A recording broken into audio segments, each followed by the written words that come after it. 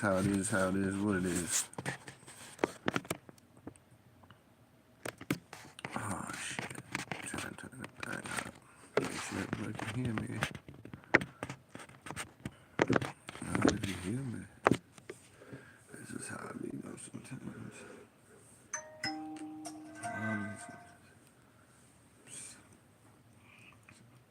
I'll give it a couple minutes so people get on shit. But I'm gonna try starting to get on more now. Just for the sole reason that I've got the luxury to do it. I've had a lot of other shit going on lately, so like,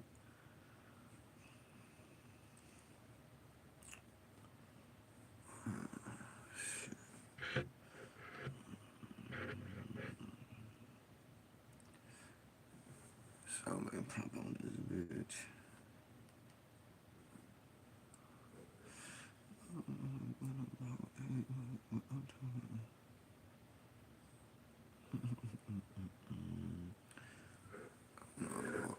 Oh, let me go grab something to drink real quick, guys. I know it takes me guys a little bit to get on here anyways.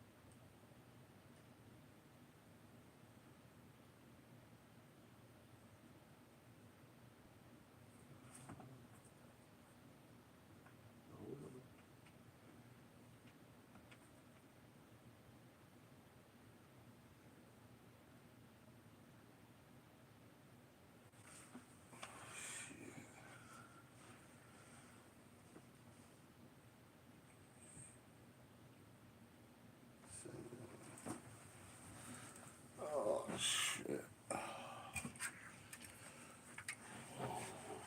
And it covers up, baby. It's brought to you by Monster. It's the beast within. How's everybody doing today, though? Everybody cool? Been a little busy lately, so. Yeah. Yo. Hola. ¿Cómo se llama? ¿Quién es el? ¿Quién es el? How we doing? Behave. How we doing today? Is everyone behaving? Straight up. I want to hear about you guys' day. If you guys haven't been living on that rock with me for the last few years, you guys know exactly what I'm doing. That's why I'm able to be on here. I'm going to try to stay on for a few hours. I got a lot of shit going on though still. But yeah, you guys are gonna be seeing a lot more of me like while I was on my physical therapy type shit. Cause I'm on workman's comp now, and I really don't care for it because I'd rather be at work. But then I look at it like a blessing in disguise because now I can come on here a bit more. You know, I'm thankful that I'm getting paid every week. You know, only thing sucks I can't file none of that on my taxes or put any of it in my 401k. So like. I have other ways to diversify a little bit of it. How we doing? I see you, Martin. How we doing, hon? Hope your Tuesday's been going well.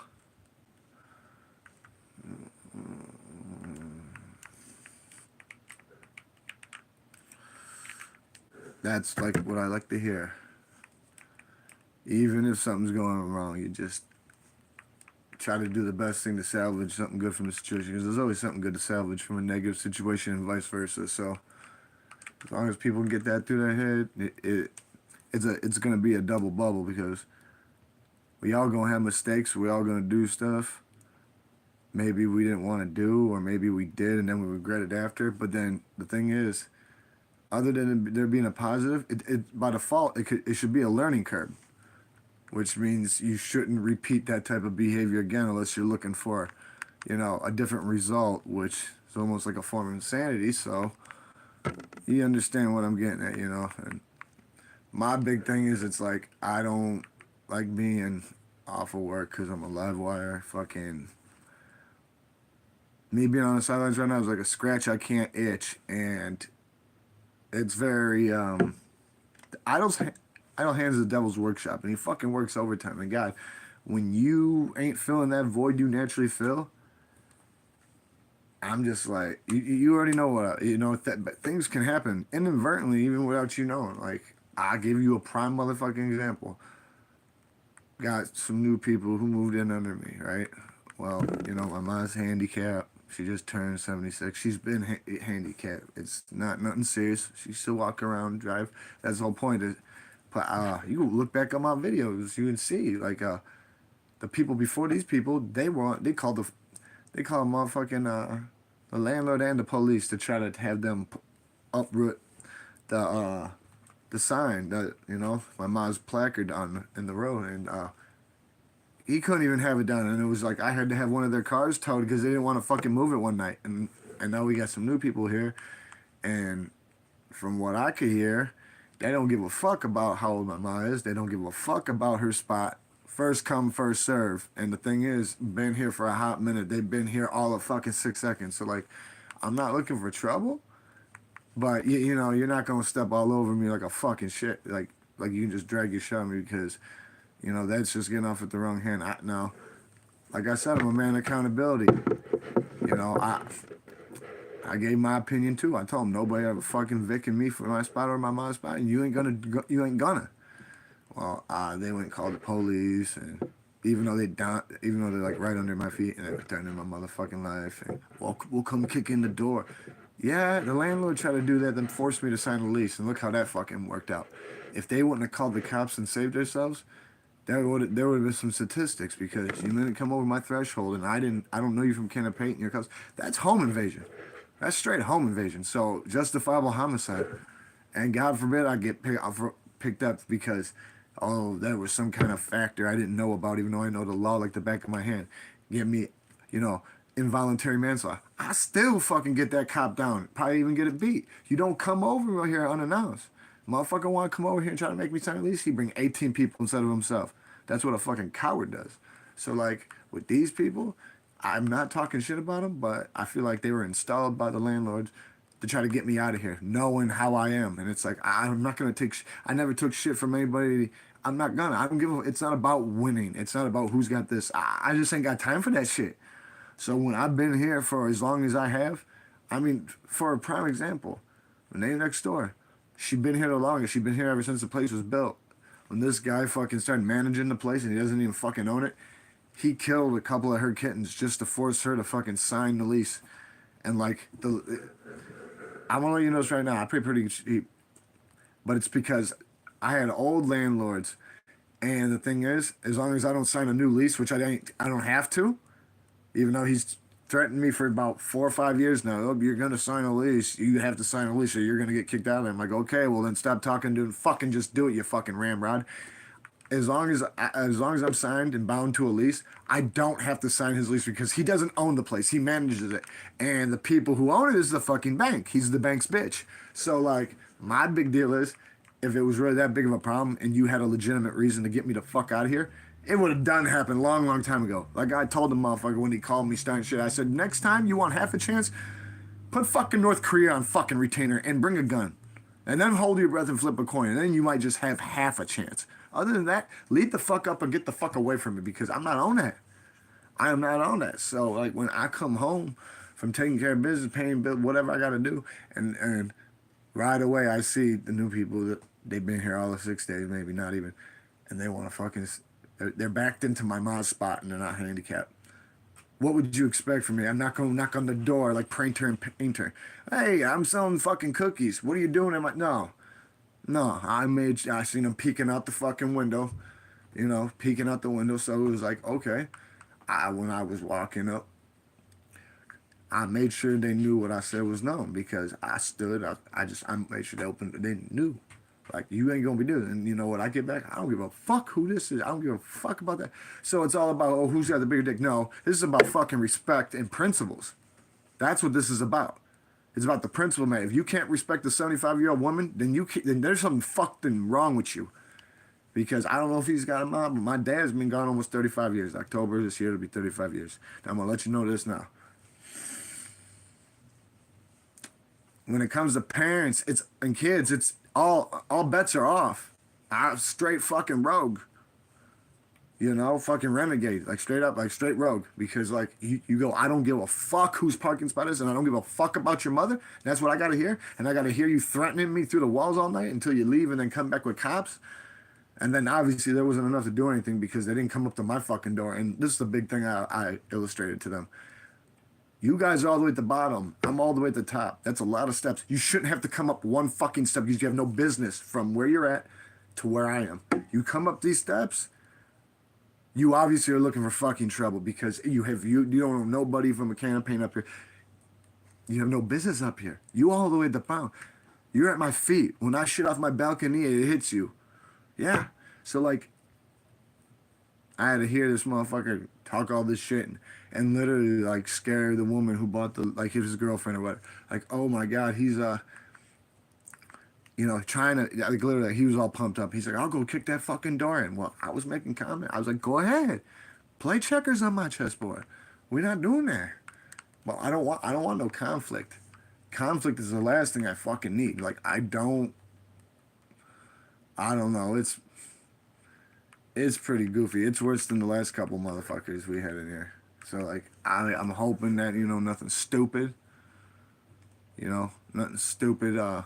Pertains because like I'm on the mend, and I'm just not on the mend. I'm on the mend, and I'm trying to get I'm trying to capitalize on the situation. I just told you. Yeah, I'm collecting workers' comp. So fucking be it. Money's always given me a false sense of security. I would rather be able to fucking do something I know is going to make more of a difference. I mean, they fucking have people doing all sorts of goofy shit, and it's like, because, oh, I can't do this or I can't do it. But you're such a valuable worker, we're going to let you keep your job no matter what, whether you're gone 3 years or 3 fucking months. And I'm like, I don't want to be out even 3 months.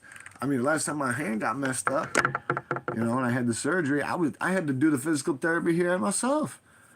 Only way I got in quicker. Because I went in there 13 and a half weeks early from my fucking date because I did physical therapy 6 days a week. They triple booked me in the beginning, so like it really fucked me up. It fucked me up bad. So I was like, hey, what can I do to fucking, get this done in haste? Like I'm not trying to force nothing. But you just can't. Nothing good comes of rushing and forcing things, just like, line of communication. I try to let people know what's up because, you don't want somebody assuming something and then all of a sudden you've got this, that, and you're fucking doing this, just assuming that you're just an asshole. I mean, they have more than enough time to come knock on my door and say something. I didn't have to go, I wasn't starting no shit. I just don't, like, it's pretty fucked up that you don't respect your elders. And, this ain't no racial thing either because I have black in my family. But I'm going to tell you this right now. Her boyfriend, he the rowdy bowdy. He the one, oh, I'll call my boys from, dude, we're already, they're just a hop, skip, and jump away. So, like, if you're gonna fucking max out and try to be the soul reaper, just do what you gotta fucking do, man, because I didn't do anything wrong. I stated the facts. Some people don't like the truth. I know at one time or another I didn't like the fucking truth, but you don't see me over here blaming people for it. I've been in this location, I don't know, 10 years almost, give or take. But this is the thing.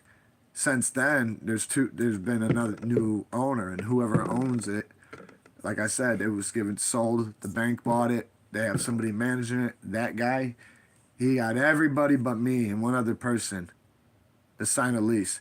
I wouldn't sign my lease because I pay $725. All right, so like when I moved in here, I gave him. It wasn't even him. It was a married couple, which were better fucking landlords than that dude could ever be. Slumlord, straight slumlord. I gave him 2,200. You know, so I could sign a lease coming first, last. Well, that was way back. That was way back. That fucking ship has fucking sailed. So like, my big deal is all of a sudden this dude takes over before the bank because they had to sell it and they wanted to sell it while they were married, so the lawyers didn't get their big wet fucking juicy bite out of the fucking pie, and it was smart. But once that happened, and then they put this other fucking tart in the fucking play, I was like, oh no, here we go.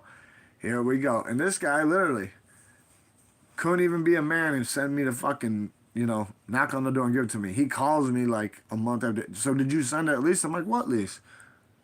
The one I left in your mailbox. I'm like, oh. Thinking about it, so you couldn't be a man. You had to be a coward. You couldn't come knock on the door and fucking, I ain't got time for you. What's so funny about this whole situation is when I looked at it, I said, so you just want me to sign it real quick, huh? He goes, yeah. I said, should I go over it? And he goes, no. And I go, why? He goes, it's just typical boilerplate stuff. And I'm just like, stay down, kitty. Cat's trying to fuck with a cord. Sorry. Like, nah. He's like, typical boilerplate stuff. Well, when I went through it, he wants me to pay triple what I'm paying now. And he wants a whole nother security deposit. Well, I'm sorry. I know my renter's rights. And I'll tell you this right now. I don't have to fucking sign a lease. I'm still bound to the lease to the original owners who had this bitch built 22 years ago. So he don't like that I know that. He takes advantage of everybody else. The minute that he started managing the contracts, this and that, you're going to pay this and that. He killed people's animals to intimidate them and make them sign. He will not come put a penny into anything. I've been having to put money into restoration, and it's like he builds storage units behind the place, right?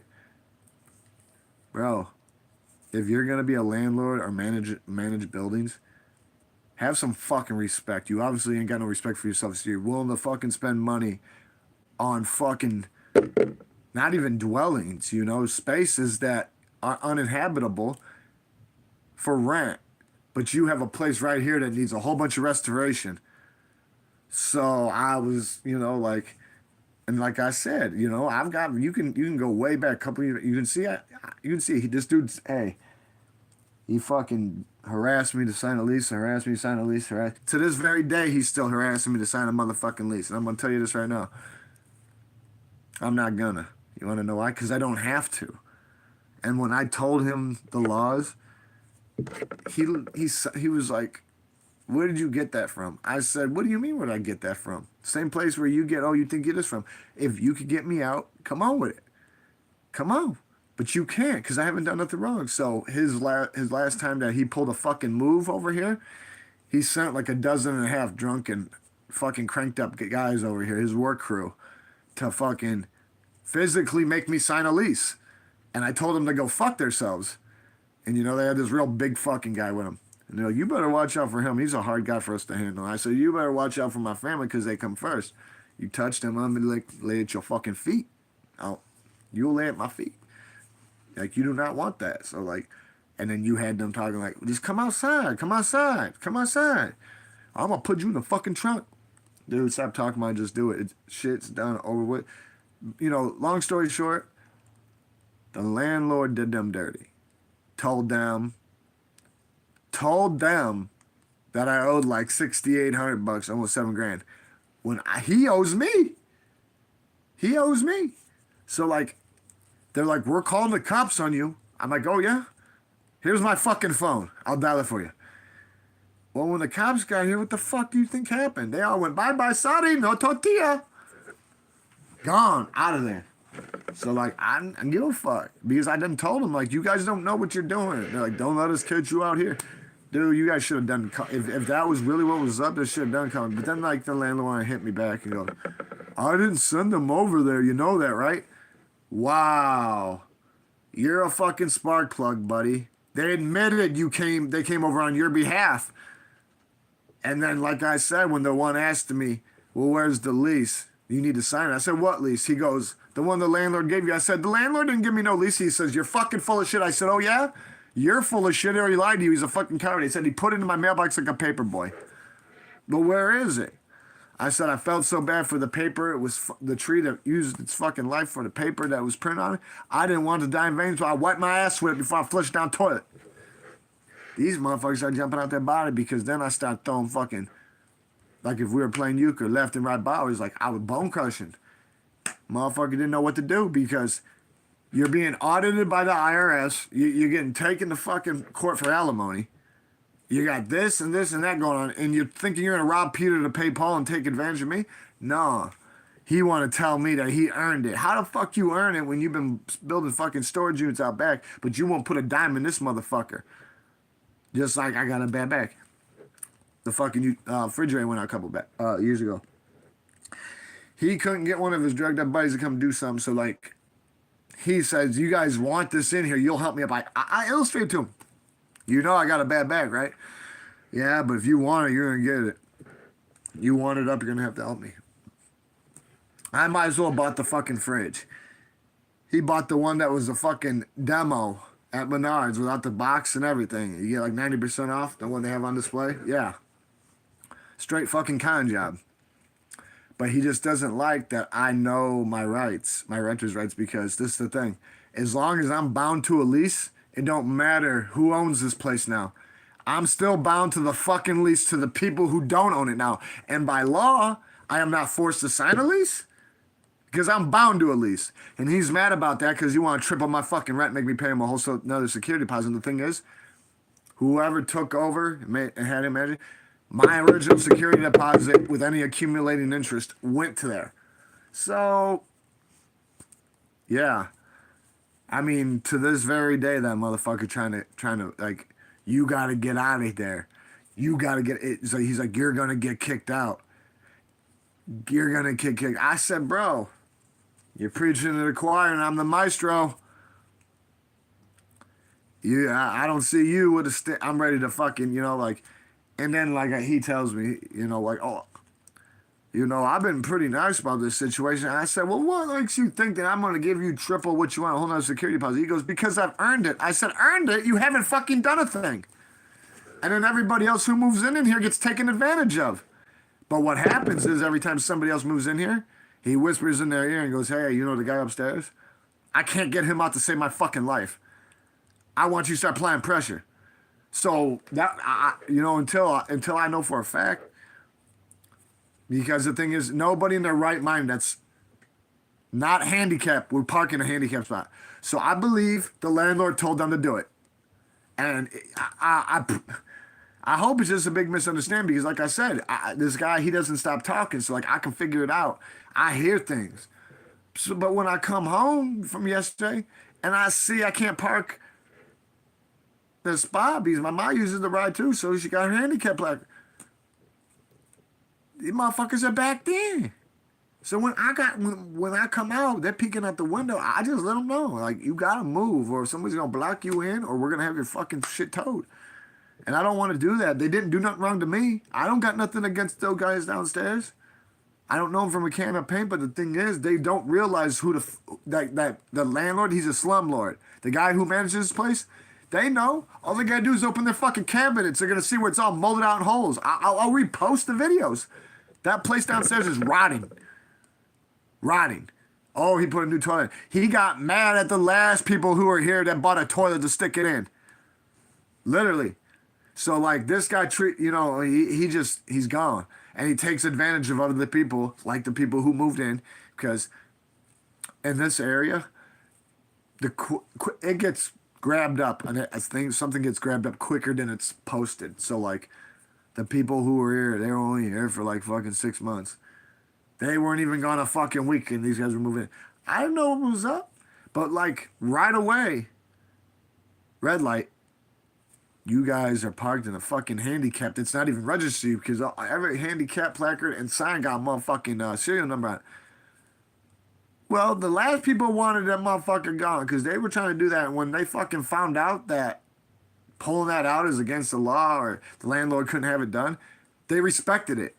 They talked to me. They apologized. I was cool. I was cool. This ain't about intimidation of them. You should be able to get along with your neighbors. I don't even know them, and because of my fucking landlord, slumlord, he's got them on false pretense. Oh, you know what? He's a fucking thorn in my side. He's a bane in my existence. No, you're your own worst enemy, cocksucker. Simple as that. As simple as that. So, I don't give a shit. I've got to sit here and wait for a fucking doctor to fucking clear me to go back to work, and I got to sit here and get paid. I might as well be on here with y'all. I might as well start jumping out my body with this because, like I said, I got my old tablet back, the one that got my buddy's couch, ate the motherfucker for like 14 months or some shit. That's what I'm using now, and I got that Chrome one, but like, it don't fit. It don't come with a tripod or a stand. So like, it is what it is. How it is what it is. But I don't need trouble where it's not wanted. Like, that's the last thing that I need going on. Like, please. I just want people to be right.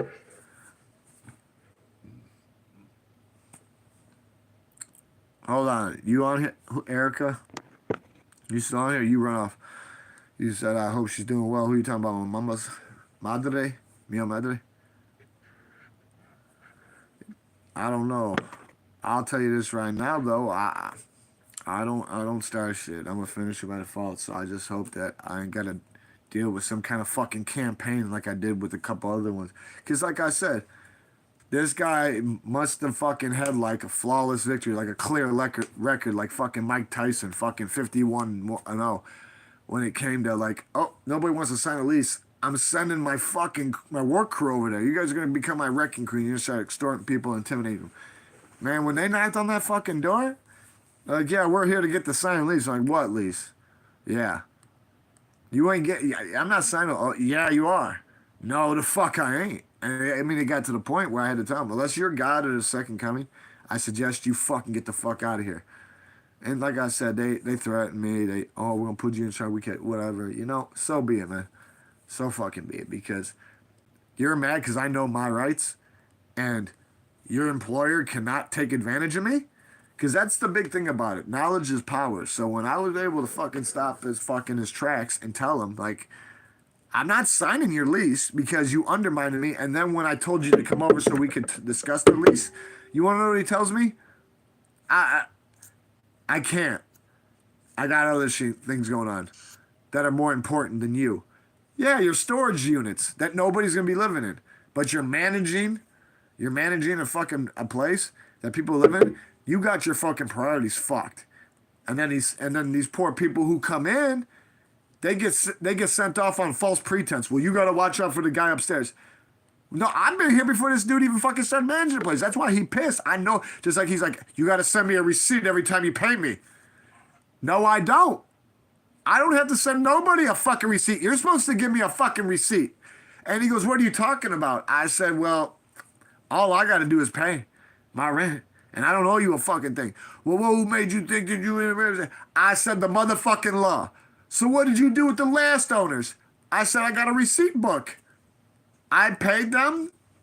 They wrote me out a receipt on the book. They got a copy. I got a copy. Bada bing, bang, boom. And he didn't believe me. And it's like, I've got every fucking month of every fucking year of every fucking day of every second that I've been here. And he don't like that either because everybody else is all fucked up and ain't got their shit together. So I done told him, I said, your ass getting sued. Because he had some union painter come in here and spray over a fucking hole that was molding from the fucking attic down. And he goes like this, yeah, I am. What I'm doing is illegal. And I was like, and you wonder why I didn't want you in here doing it. Because I don't need you in here fucking trying to put a Band-Aid on something that needs stitches. And then, like I said, the guy, shitbird, he nothing but an instigator. So now I got, I got to sit here and parlay with the people downstairs because they're being told things. And then off of my own, like I said, I'll take accountability. Off of my own transgressions, I let them know because when it comes to my mom or my kids, parents and kids, all bets are off. All bets are off. So when I can hear you go, I don't give a fuck how old your mom is, and I don't give a fuck about that. Well, then I don't give a fuck either. But until then, I don't know. So I just chill. And it sucks because I love to be at work right now because I'd be on the forklift. I'd be this close to being completely certified. EPJ and forklift certified. I mean, I'm still killing it over there. But like right now, I gotta sit out. I'm on this medical / workman comp / class act. So like, and they don't even want me to leave after it all. They don't. They don't. They want me there so fucking bad. It's almost like a cougar in heat. She gonna get what she want. So like, I'm letting it be. I'm just gonna chill and weather the motherfucking storm. And people gonna behave like I'm behaving. Because I haven't been in trouble since I'm not trying to get in no trouble. I don't want no trouble. But I'm sure they're not going to sit here and take bullshit from people and disrespect from other people. You're going to acknowledge who the fuck I am just like I acknowledge who you are. And you acknowledge my mom. And you're going to fucking acknowledge you are going to have respect. There are, like this all is. Because if you think you're going to drag goats me coming outside or intimidate, do what you got to fucking do. Because if you put me out, guess what? My problems will be over and yours will just be starting. You might be doing me a fucking favor. So, but I got no animosity with them downstairs. It's just, when you hear them talking shit for hours and hours and hours and hours, and it's like, all you did was state your opinion. I did. You're not handicapped. It's my mom's fucking spot. Have some fucking respect. And then I gotta hear them talk about fuck your mother, fuck this, fuck that. And then them getting on the phone with the landlord and the landlord throwing gas on the fire. It sucks. It really does. Because this ain't no battle. I'm not trying to win. This ain't no competition. I've been here so fucking long that the landlord would have hung himself if he did the math of if he owned the place back then and I wasn't able to. Because this is the thing. Every month he goes like this. I need you to sign a lease for the 319th time. I've got 16 other fucking units and everybody else signs the lease. Guess what? I'm not all of them. I'm not them. I'm not signing your fucking lease because you haven't put a penny into this place. Trash. All you give a fuck about is your bottom line, what's in your pocket. And the thing is, it's because your dilemmas. If you didn't have the IRS up your ass so far and they spit it come out your fucking mouth, and you didn't have that succubus of a fucking ex-wife and I give respect to her. Alimony, child support, you add that shit up. Oh yeah, that's why he trying to do what he can. Oh, we're gonna jump your shit from 700 to 2100, and I need another fucking 700 for fucking. No, sorry, no tortilla. You ain't getting tokens out of this though. But every time they move somebody else new down there, automatically I gotta get into it with these people because he lies to them. Watch out for the guy upstairs. There's nothing to watch out for. I work 80-hour fucking weeks. It's sad because, like I said, there's a blessing and a curse, and here's one of the fucking curses, and I have to turn it into a blessing because they didn't do nothing to me. I didn't do nothing to them. Maybe they're just parked there because they were moving their stuff in. I'm not gonna sit there and hope that they were just on it. But knowing that piece of shit slumlord, I have a good fucking, I have epiphany that hey, I don't have to ponder. I know that he says something to those guys. Because they wouldn't sit there and spend all that energy and shit, keep talking shit, call the police, and then the police don't come by and come knock on my motherfucking door. I mean, I thought I just told him, like, who the fuck parks in somebody else's spot like this? You're not even handicapped, and if you were handicapped, your handicapped serial number does not line up with this. I'm the one who put that motherfucker in because the fucking state of Illinois told me I could. So, like, when the people before this got pissed off about it, they call the landlord, and the landlord's, don't worry, I'll take care of it. The fucking landlord called the police. You want to know what the police told him? They said, you take it out, we got to charge you. Yeah, like, you can't do that. It's illegal. So guess what happened? Everything went smooth. Because, yet again, downstairs, they told me, He was lying to me. He was lying to me. He won't fix this. He won't fix that. Our fucking cabinets are rotting through the floors. He filled the fucking crawl spaces full of fucking clay, thinking it was gonna stop the fucking water from coming up. So like, it's almost equivalent to living in Florida. This place should be on fucking stilts. Oh, it's real bad downstairs on both ends.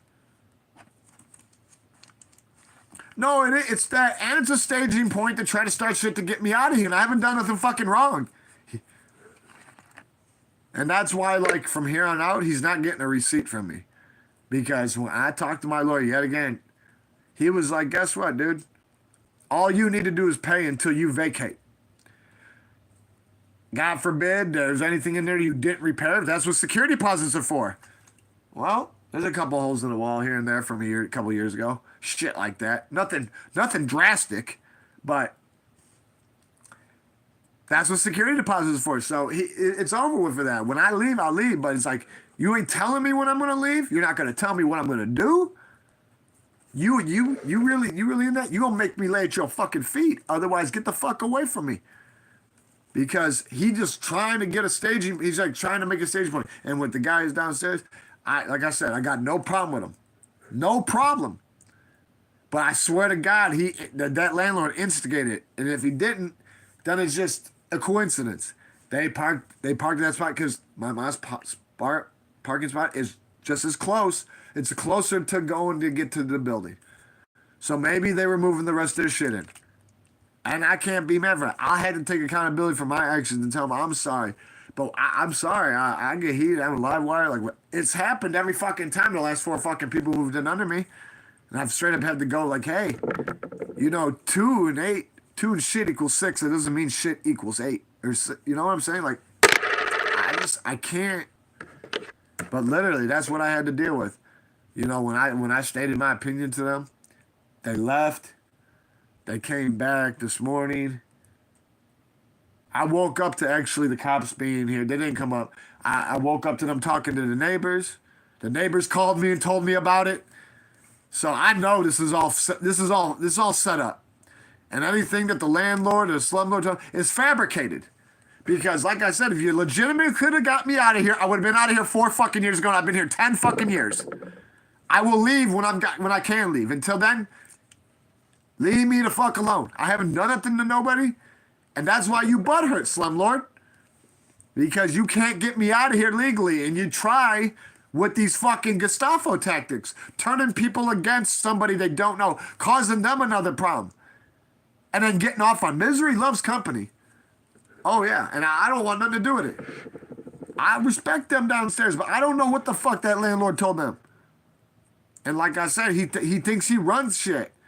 He don't run anything. He doesn't even run his fucking life. He looks at his watch and he gets dizzy.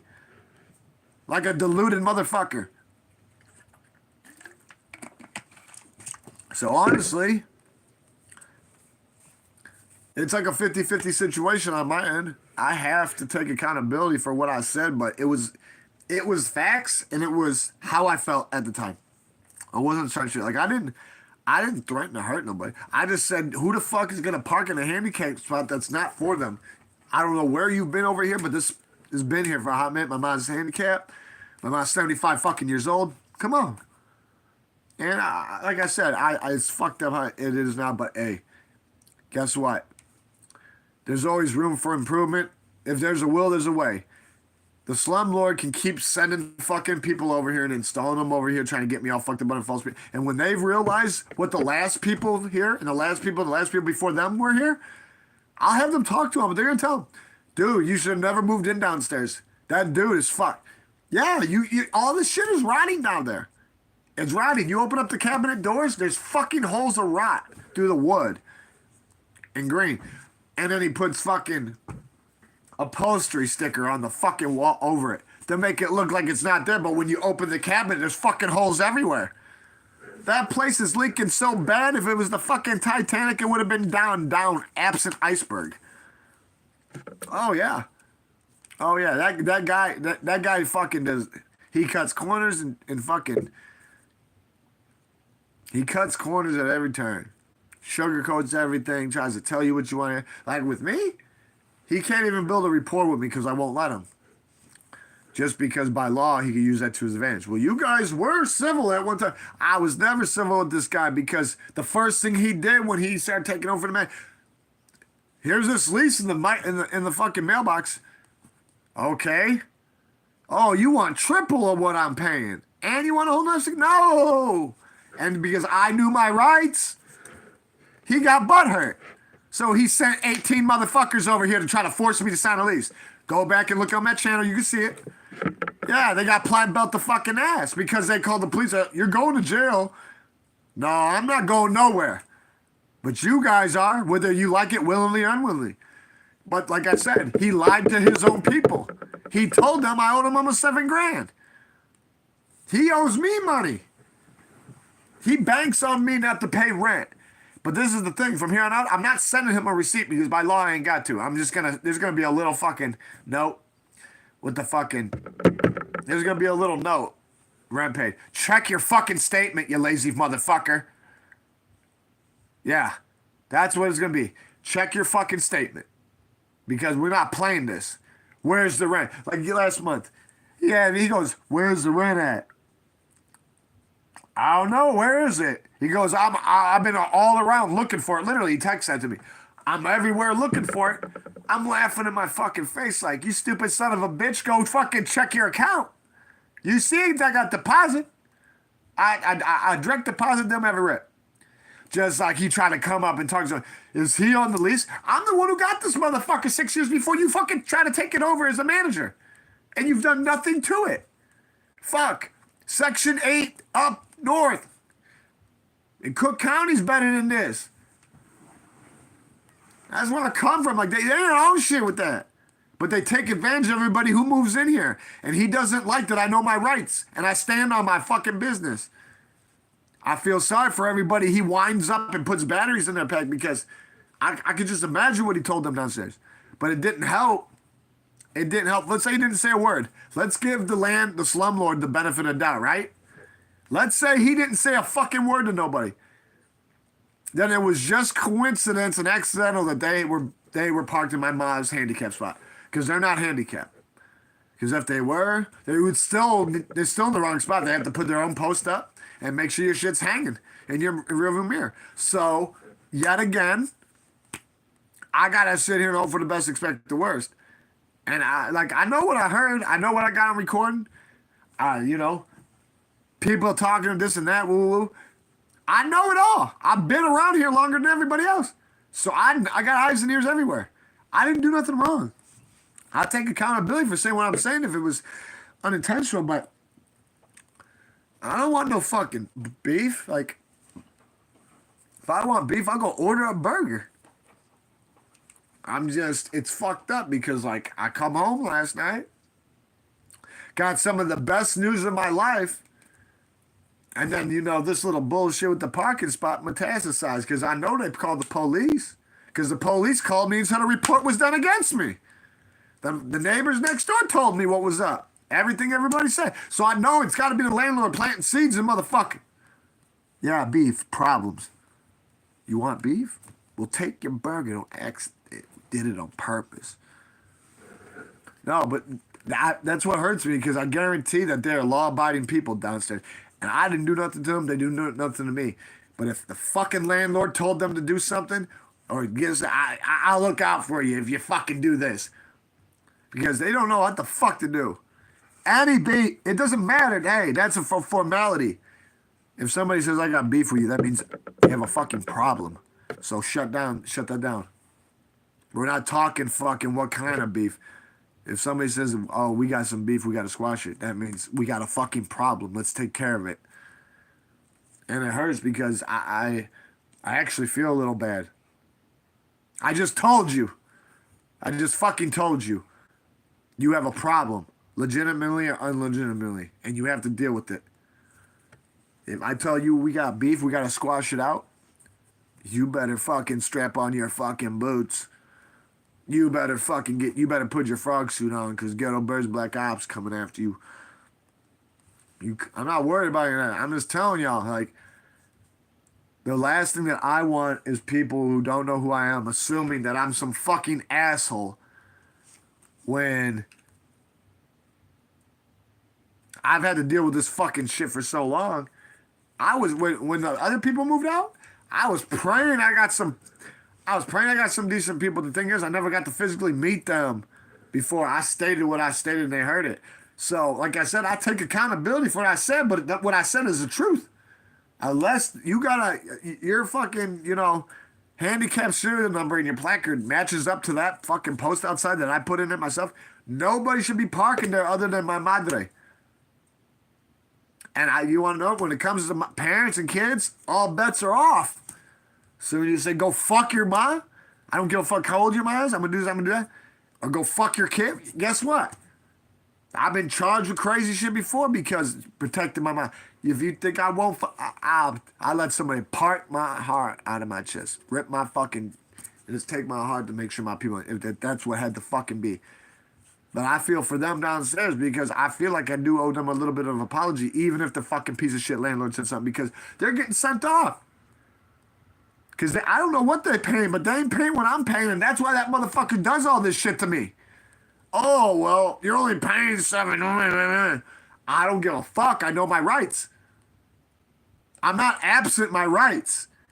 You're able, just like in everybody else's contract. You know what it says? Every year that you're here, the rent goes up. What a fucking vampire, huh?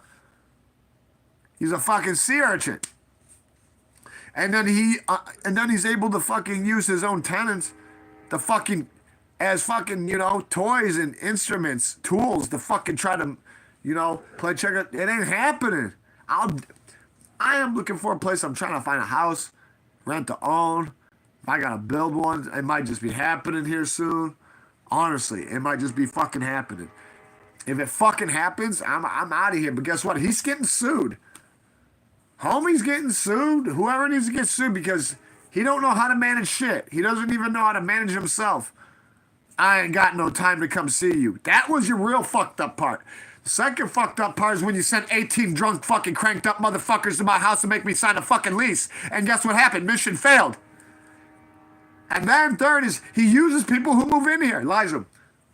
Hey, I don't like that motherfucker upstairs. He's doing this, that, making up shit. Making up shit. When I got all the slumlord has bird fed me all my ammunition. I can't wait to go to court. The thing is, he ain't got the money for a fucking retainer for that type of shit. He's got the IRS up his ass, alimony, child support. What else do I have to fucking talk about? Should I threaten you with my credit card? And I feel, like I said, the people downstairs, they could be God-fearing people. They could be the best people I can hang out with, but I don't know them. And I don't know what was said. And if nothing was said, God, thank God. I'll take accountability. I was mad yesterday, yeah. I don't want nobody parking in my mom's spot. I had motherfuckers call the cops trying to get me in trouble about it, and they were towed. I've had people towed from that spot. I don't want that. I don't want any of that. If what I did wasn't law-abiding, the cops, when they were here, would have fucking uprooted it like a fucking weed, root and stem. So I just want my mom's spot preserved while she's alive. She's 75 fucking years old. Respect my mom. But I don't know what that piece of shit slumlord told them. I guarantee he told them all sorts of dumb shit. You want to know how I know? Because I've already been told. And I've heard video. I got eyes and ears everywhere. So I'm mad. Because, these guys didn't do nothing to me. But because either coincidence, which I hope it is, or that piece of shit slumlord, I've got to worry about, hey, somebody trying to jump out their body. Well, guess what? You feel froggy sleep because I'm here. I'm not going. I've been here. Like I'm stacking my chips so high and shack on his tiptoes. So like I don't care what they feeling. We gonna keep on doing. I'm gonna do what I do. Hey, the hands that are dealt to you, you gotta play them out. There is no running from a problem. I've always faced it. But when you start hearing motherfuckers talk about, I'm going to send somebody down here and this, that, bro, you're not the only one that knows people. You got a whole bunch of money to drop bags on heads on people you don't know and crash out for a slumlord? Let the man do what he's got to do, but Be enlisted in his fucking false propaganda. What that fucking shitstorm does? Oh, he wants to send out fucking vessels. His words are hollow vessels with no substance. I would love for this to be a coincidence. But it's not. Because nobody in their right mind would just park in a handicap when they're not handicapped. They haven't been nowhere around here ever. All of a sudden, you want to back into that spot? You just open the fucking door. Pandora's box, Bermuda Triangle, Dante's in front, whatever the fuck you want to call it. But you can't keep doing this shit. I illustrated, and then I got to start hearing about threats. Well, send your fucking hit squad through, bro. Because everybody want to crash out these days, not me. But they're going to have to work for it, though.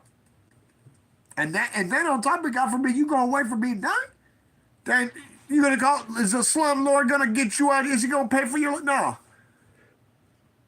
You know, we all got to be together as one. This motherfucker, he wants to divide everybody. And knowing that I don't know these guys, I don't know what the fuck he told them. But there's been weird things that happened, like eventually before this. I come over and hit the ceiling 5, 6, 7, 8 times. It's on video, it's on audio, because I have motion and sound detected. It was all recorded, so like, I don't know if he called him, dude. I don't know nothing about that. But you're here for 2 minutes, you pull in, come inside, do. Run out. What were you doing? Shooting a nail gun at a fucking wall? No. It was fucking it was, you know, oh, let's get him hopped up. Let's get him going. Like I said, it's sad what the fuck goes on in this world today because there's too much hate. There's too much ignorance. We need to eradicate it and fill it full of benevolence.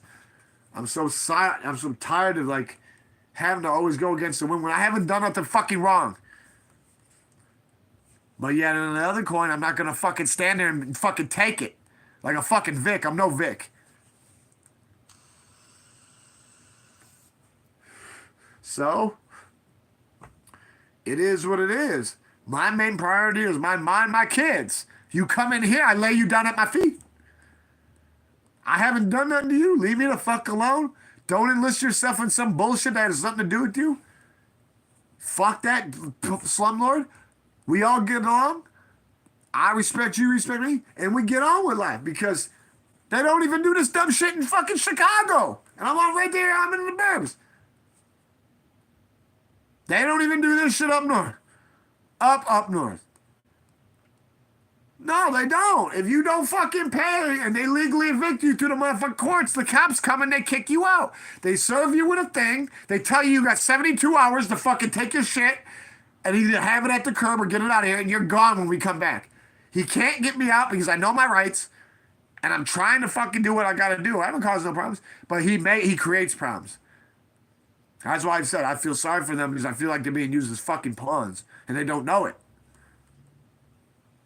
You know, when you can hear them downstairs go, oh, I can't wait for this motherfucker to do something stupid. I'm going to fucking put him in the ground. I'm taking it the way it is. Your words are worth your weight in gold when I hear that type of shit. You want to know why? I hope for the best, expect the worst. But if he finds out that he got sent off on this, like, come on, man. Come on. We got bigger fishes to fry than worry about this fucking con job that fuck is taking advantage of everybody in this building. But me. That's why he's able to use people at the advantage because they're like, hey, he's mad because in his mind, he's losing motherfucking $2,100 every month. He's losing $2,100 every month. He's had this place for 3-4 years. Okay. What's that? 12, 24, 36, 48. Between 48 and 60 months, he's lost $2,100 with me. No, you haven't. I know my rights. Because if you could legitimately get me out, you would have had me fucking served by the cops. You owe me money. I got receipts on shit I repaired in this motherfucker. So, like, and then, like, oh, you want to buy them again? That don't mean shit. Take care of the real shit down there. Because that place is, the downstairs is a dead zone. I'm happy to be like, yeah, I got to deal with the attic, but their crawl space is not, you can't put nothing in there. You can't even crawl up in that space. because you'll get stuck in clay. He took a fucking ton of clay, and on each end of the building, put half and half, thinking it was gonna stop the water from coming in. He's too lazy to go in there and have it fucking shit done real. But he'll spend money on fucking storage units, but not the fucking this. Dude, you're not. You're ignorant. You're full of insolence. Your arrogance is at an all-time high. And I'm sorry. I refuse to fucking. I don't acknowledge your authority because you don't have no respect. And then you take advantage of people who just move in. I know this, but they might not. I can prove it. I would love them to call me out on BK. We know that I'll show them. This shit's posted on my channel. I got the landlord asking me stupid shit like this. Are you on the lease?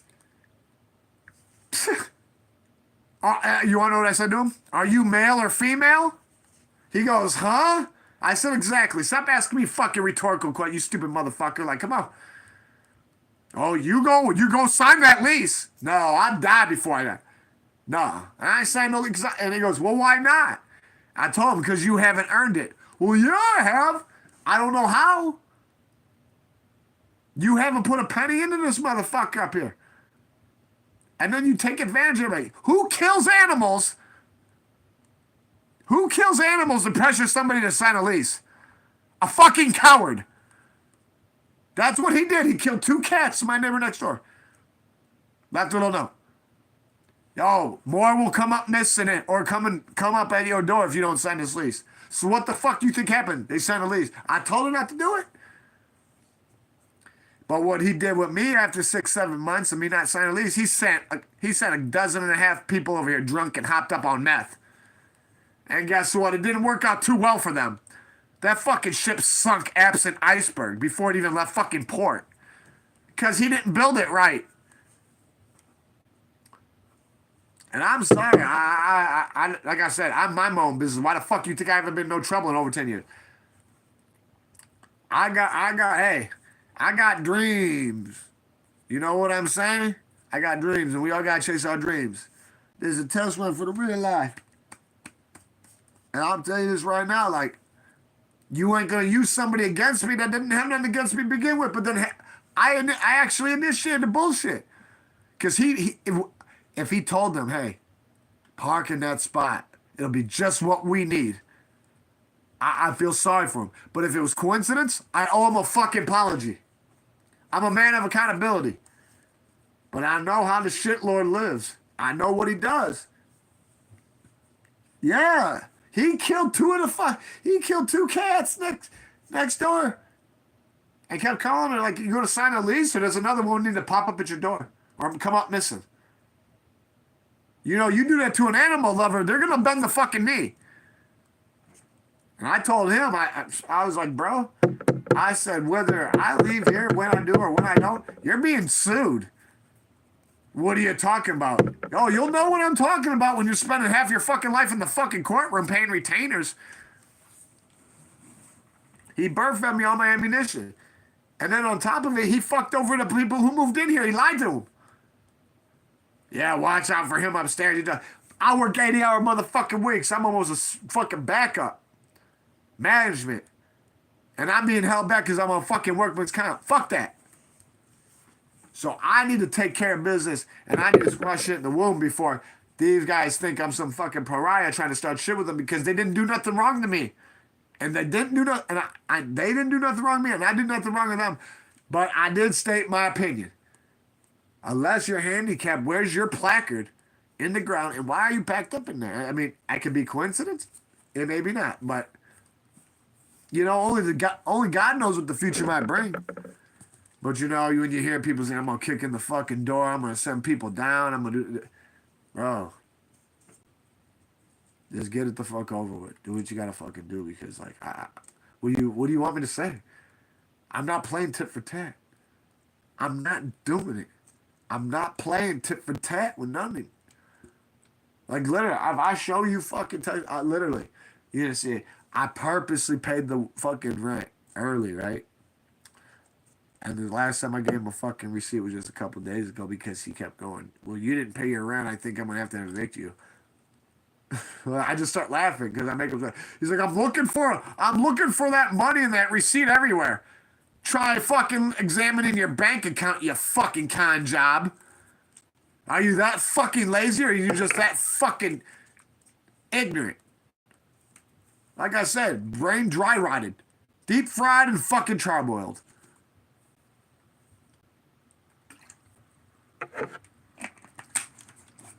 Well, the thing is with me is he didn't like when he started managing the place. And he's like, you need to sign a lease or I'm going to have you gone. I said, oh yeah?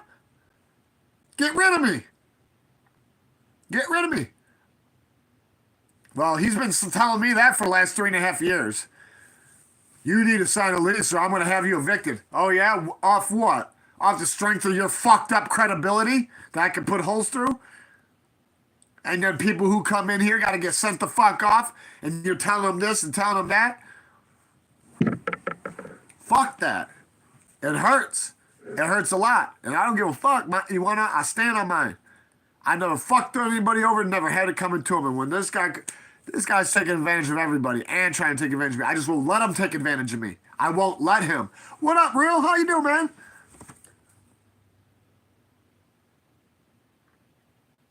Yeah, dude, hey, no, I've got a lot of big shit been happening, Real. And what sucks is you always got positive and negative. The poor people are down under me. I don't know if they got sent the fuck off, but like when they moved in, they haven't been here like a week. I come home yesterday after being out crossing T's, dotting I's, and ironing out wrinkles, right? And these people are backed in to my mom's handicap spot. They're not handicapped, and even if they are, they can't do that. They gotta put their own post in that lines with their placard that they hang on their fucking rearview mirror inside. So, I'm just gonna tell you, when I was walking up the fucks, I illustrated it. I made it more than duly noted. You guys you don't do that to a 75-year-old woman. You don't do this. Well, I was pretty much told, you're fucked. I don't give a fuck about your mom. I don't give a fuck about this, respect, this and that. They called the police. I don't care if they filed a report. The cops didn't come see me. They talked to the neighbors. Neighbors called me up and told me. I've had like 4 fucking different fucking people tell me exactly what's been all been going on. The thing is, I got a lot of it on video. Like video and audio. So like, that's what I'm telling you. Like, these people come in looking for a decent place to stay. And because I'm not their problem, the slumlord makes it their problem. Well, because he could tell, he told the last person here, because he admitted it to me. He said he'd take $100 off my rent for as long as I was here if he could get me out. Why would you want to get me out when I've done nothing to you? Because the landlord put you up to it? Like I said, I'm a man of accountability. I take accountability for my actions, but my actions were valid. I don't need real justification. My justifications were fucking facts. If there's a handicap sign out there and there's somebody handicapped, you don't park in their spot. Because the person that, before this, they got towed. They come up to me and said they were sorry. It was cool, but they didn't believe it. They called the landlord. The landlord's like, oh, I'll take care of it. Landlord calls the cops. Cops told him, you can't pull it. You're breaking the law. You take that out of there. No, that's what I tell the slumlord. They haven't done nothing wrong to me. They haven't. Man, hey. I pray it's coincidence so I can fucking give my full apology, but I'll tell you this right now. From what I was told and what I heard and what I have on video, they were told things under false pretense with me. And it's because he figures he's got an opening every time somebody else comes into here. Because I've been here the second longest. My neighbor's been here since the very beginning. Like I said, he started killing her fucking animals just to make her sign. And I told her, you ain't got to sign it. He can't get you out of here. And she was so afraid because he kept calling. I'm going to kick you out. I'm going to have you evicted. So she was so afraid of getting evicted, and their cats kept coming up dead at her door that she signed. Well, when it come to me, I told him, go fuck dick. So suck dick and strip cock. I'll die before I sign a lease with you. Because you undermining and you're not fucking playing that fucking game with me, you fucking con job. Like I said, I feel for the people who just moved in because they got animosity against me from what they heard me say, but I'm not ducking it. Nobody in their right mind, unless somebody told you to do it, would do that unless you were moving your shit in. I let it be. But I had to tell I don't hold my feelings inside. Good, bad, whatever. I don't hold them inside. It's very detrimental to your health. So we're not playing that. But like when you hear them to the point to where they're talking about threatening you and hurting you anytime you come in and out of the house, oh yes, you know, there ain't no pounding with her. I'm keeping it on. Slumlords are worse than fucking panhandlers. Slumlords are worse than panhandlers. You want to know why? They'll placate you at every turn, but they barely follow through. They'll tell you what you want to hear to keep things going. You know, I got a lot of good shit going on lately. That's why I don't like this that's going on. I don't like this shit. Because if my ma gets touched, my baby ma gets touched, my daughter gets touched, all bets are off. Bloodline ended. But I'm not going after them downstairs. I'm going at Landlord. No, because if they were told something under false pretense and they were going to get a reprieve for getting me out of here, then they got sent the fuck off. And I don't want... I'm hoping it's just coincidence. Because then I could give them my apologies. I'm a man of fucking... accountability. I'm not here to intimidate no one. I was here way before anybody was. I was here when we had real landlords. A wife and a fucking husband who wouldn't fucking divorce until they sold the place because they were so smart that they knew if they fucking had a lawyer involved in it, the lawyer would have got more than they did. Then he starts managing for the bank and he wants to start treating this bitch like fucking Nazi Germany. Fuck you. No, you ain't doing that to me. You might subject to other people that you ain't doing that to me. That's why I will make amends with that because there's nothing for me to... I get along with everybody here. Now, I don't know what the fuck he told them. I pray he didn't tell them anything, but knowing him, the last 3 fucking people, probably these people that came in, he's fucking whispered into their ears fucking faggot shit. Straight up fucking hot-ass garbage. So if these guys are running off a false pretense and then I amped it up when I told them, like, why are you in my mom's spot? That's my mom's spot. She's saying if I can see why they are with it. I can't blame them. They haven't done nothing wrong. They would have did exactly what I would have did if I was in their spot. But nobody, you know what? Somebody get hurt because that fucking slumlord lied? He gonna wish he never lived. Because we're all just trying to keep to ourselves, trying to take care of business. And then when I gotta hear motherfuckers talk about, oh, he crossed the line, he gonna get this, he gonna get that. Just do it. Then when you go talk to the landlord and he plays you like stupid, you gonna find out who go down because I didn't do nothing wrong. The landlord owed me money. He mad because I pay what I paid here 10 fucking years ago. Savvy? Everybody else is paying double and triple. Yeah. Oh, yeah. So he's taking advantage of people. He's a fucking sea urchin. He's a fucking leech. He's a fucking water leper. Not playing that fucking game. We're not playing it. I'm sorry. I had a lot built up. If I didn't get on here and fucking let this... Man, I've been bone crushing somebody, man. Under false pretense, probably. Getting into it with somebody. Somebody might have fucking slumped me. Slumped each other. Fuck that. Because I got good shit going on, you know? Like... Got broski that died like 14 years ago, you know? My boy, man. I'm actually being able to, you know, his son is named 6 years. Because he wasn't born when he got killed. He was close, but I'm going to start building, like, he wants to really know me. That's how close I am with them. So, like, me and my boy had a pact. If anything happens to one of us, we do anything in our power if we can to take care of the other. Well, guess what? Shorty Doo-Wop just got out of 8th grade. He's in basketball camp. He gets 3 days off a week. He's like, man, I really want to meet my uncle. And, you know, like when motherfuckers know, the people who know me, they're like, damn, how the fuck is it? Like, no. If you don't know, if it ain't your business now, it will never be your business. Because, you know, he looked just like his daddy. And his daddy don't look nothing like me. His daddy was dark as the fucking dirt. Because that's just how it is. I get along. You know, I don't see no color. We colorblind. But that was my guy. That was my brother. He was more of a brother than me than my oldest brother in Florida that's alive still right now. And knowing that, you know, like he held my kid and he told me, I'm envy of you. I envy you so much. I love you. Like, why do you think I got one in the oven? He's pointing at his baby mama, his future baby mama. And like, he got to hold my kid because my shorty's 17. His shorty was born like 3 months after he got killed. He got killed April 11th, 2011.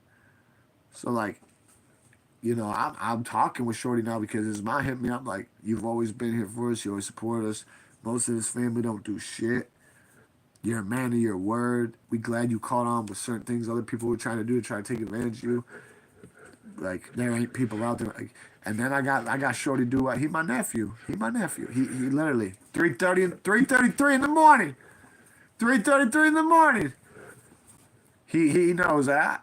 Is he got camp certain days of the week. He's like, well, guess what? He goes, dude, I've been dying to see my uncle. Dying to see my uncle. I'm like, man, we could do whatever you want, bro. But I know he gonna wanna know things. And but when I talked to his mom, my sister-in-law, pretty much, I was like, hey, you know, blink of an eye, he's 14 years old, just graduated 8th grade. When my guy got killed a week after his 23rd birthday, she was fucking almost 7 months pregnant.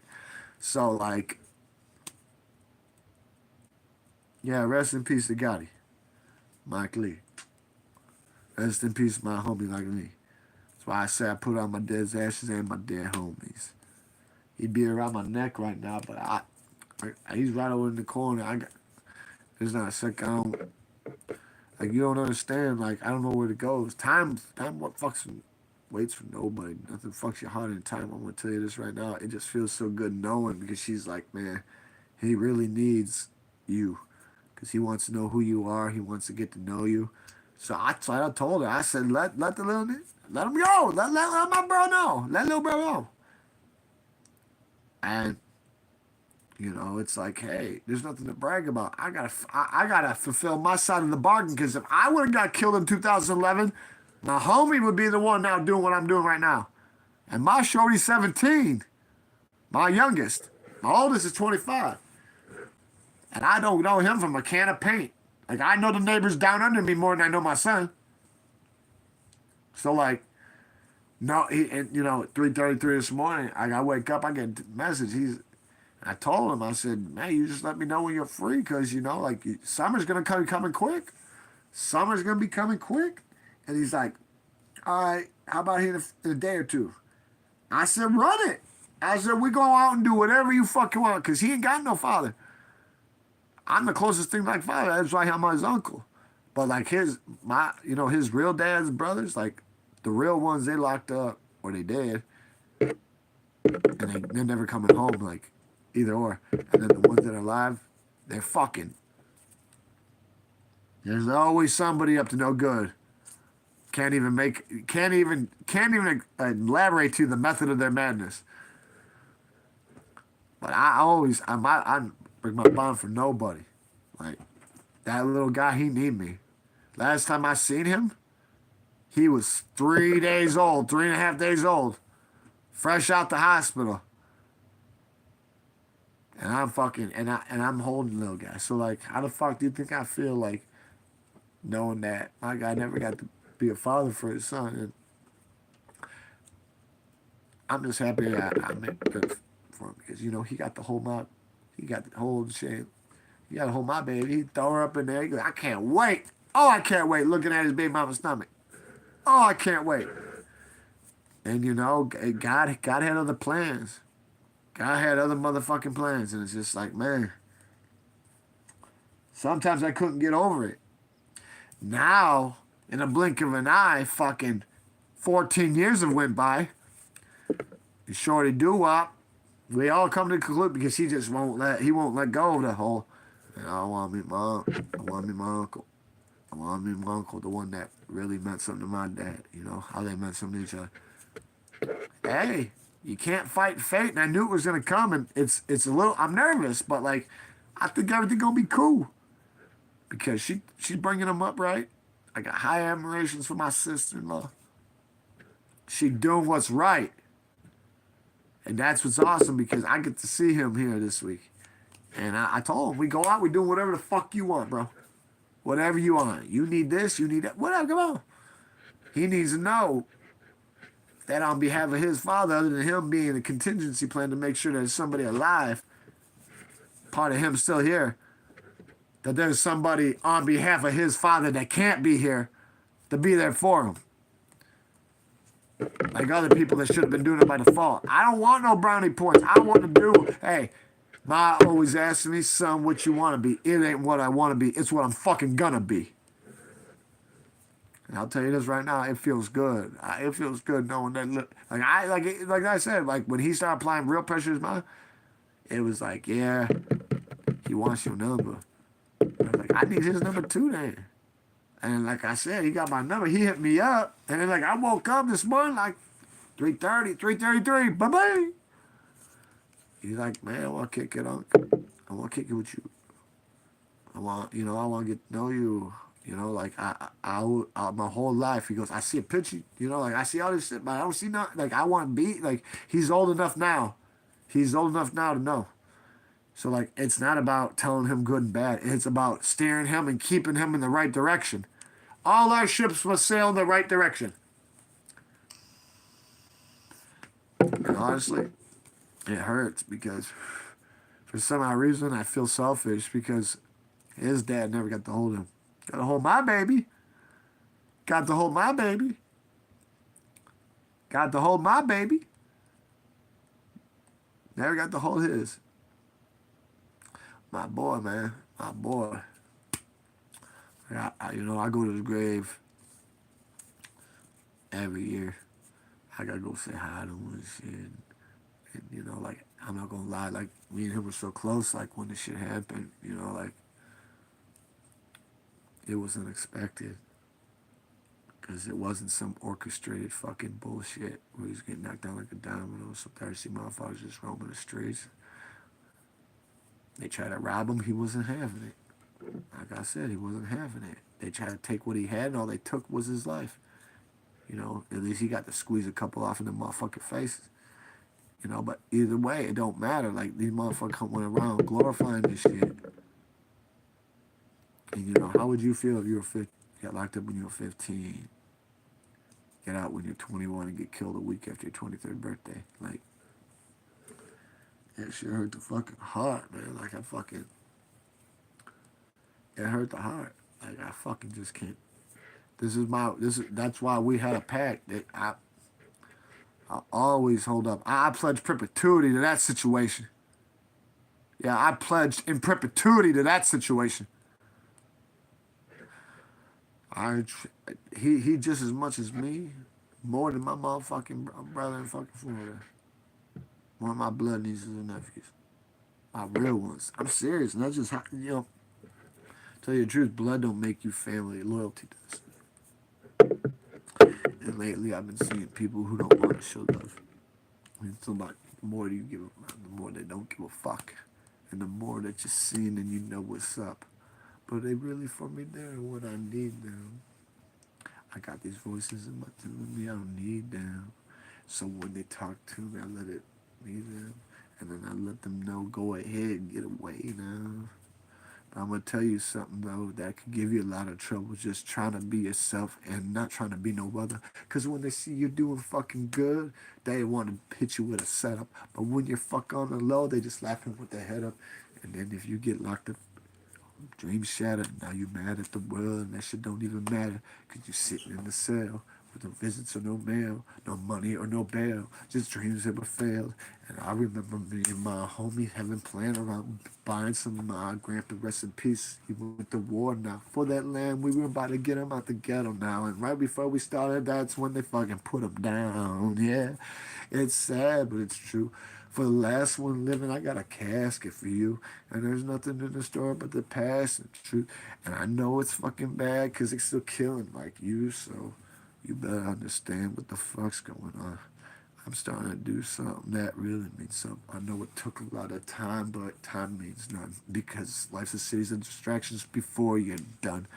And people want to say that I don't see them, but I can write through them, I can read them. So when they talking all that shit, I just, and I voices telling me that I don't need them. And people think it's a game, so they try to fucking play like I'm a PlayStation 5 until I turn the brain to scrambled eggs. But that ain't enough for breakfast, so I need something on the plate. I hit him in the head, I hit him in the body, got that steak, so I think my body, there's no more gap in my sink. I'm ready to get some. All I think about what happened with my brother. I went back out there trying to take another. Don't make you family, but loyalty does. And lately, been showing love to people who don't show love, and it's like the more you get around, and the more what's up, and you're seeing that they really don't give a fuck. You're gonna ask yourself who's gonna be there when you need them.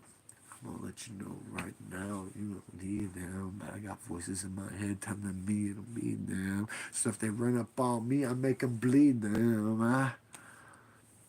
It's just not something I wanted because I got this pain in my soul and it is a trouble. It feels like the devil's trying to suck my soul out my body, trying to tell me that I might be the next body. But how the fuck you gonna set me up and I won't even go in your fucking circle where you pull everyone a blow?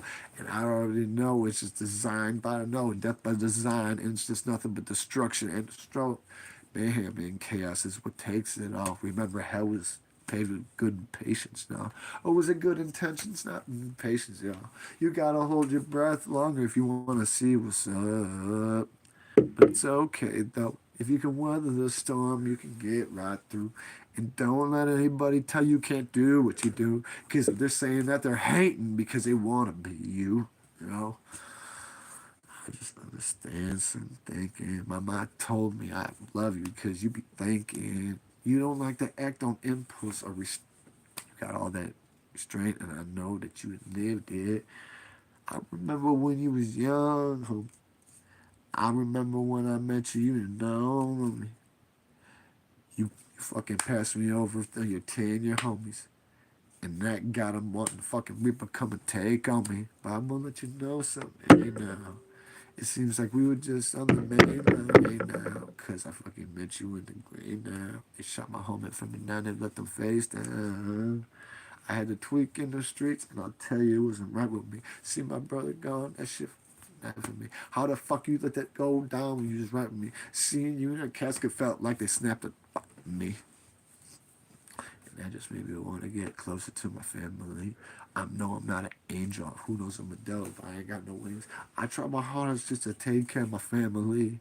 But if you can't do this and you need to start planting seeds, because see certain days you can see rain in the sky, dark taboo trying to follow your life. Remember your mama when you were young doing double ships to get by. But if you never been around or felt mine, you can't relate now. I so love us. But why they steady always taking my brothers? I remember I wasn't born, but when I paroled them, I got fucking the war zone. I got so desensitized. I had to start holding the gun every time I went outside because you never knew who was gonna walk up and make sure somebody died, and you wouldn't hear the hammer, see the flash at night. And it's so sad. You gotta live that. Because when I keep on talking, I'll keep on reliving that. And I'll tell you there's some shit that I can't take back. But when it's time, I will pay with God. And if that ain't good, then I don't say shit. You know? Everybody's got to go through something. We all done some good things and unfortunate some. We got a lot of properties that we got to know. But we so fucking weak that we got to do better. Flow in your living room, laying floating in the hole, work the tree, floating girl. Guess what, homie? That's really good with a chop. Don't make me send you a brand new motherfucker with the pop. Cause I'm the one who gets crazy. They don't need to call me crackhead. They just know that I be crazy. Last person try to start shit. I told him I was a fucking in the ass with a fucking chainsaw after I started it. You want to know why I did that? I had a coroner that loved when I sent him shit splat. Because they've given the shit that coroners like, we fucking make motherfuckers tug of war with their life while they hump the floor while we play tug of war with their life. I'd rather hold with a knife. But guess what, buddy? I'm glad you're doing good because it ain't about me. It's about all of us. There's no I in team. There's no I in team. There's no I in team. All I know is I have a lot of stuff going on that I'm trying to prepare physically, mentally, emotionally, spiritually, get ready for it. It's fucked up because when I found out, I found out.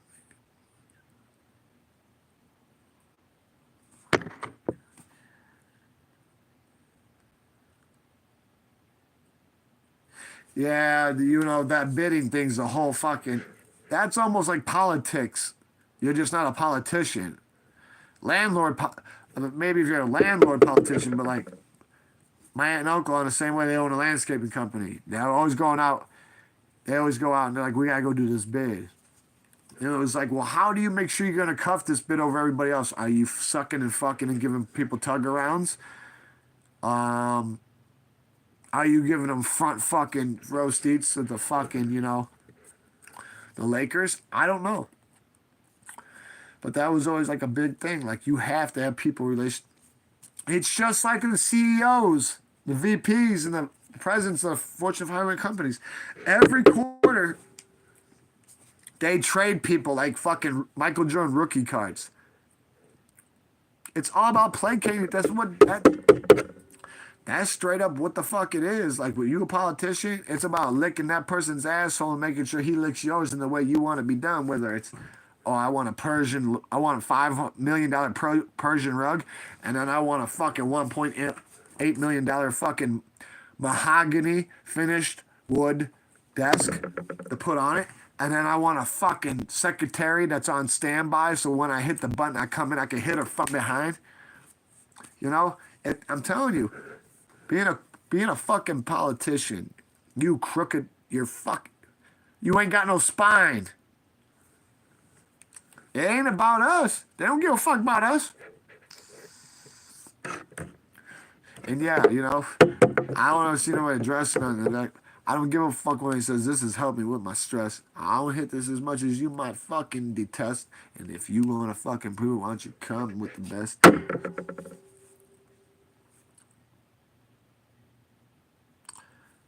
Your driver's license. Is that what you said, real?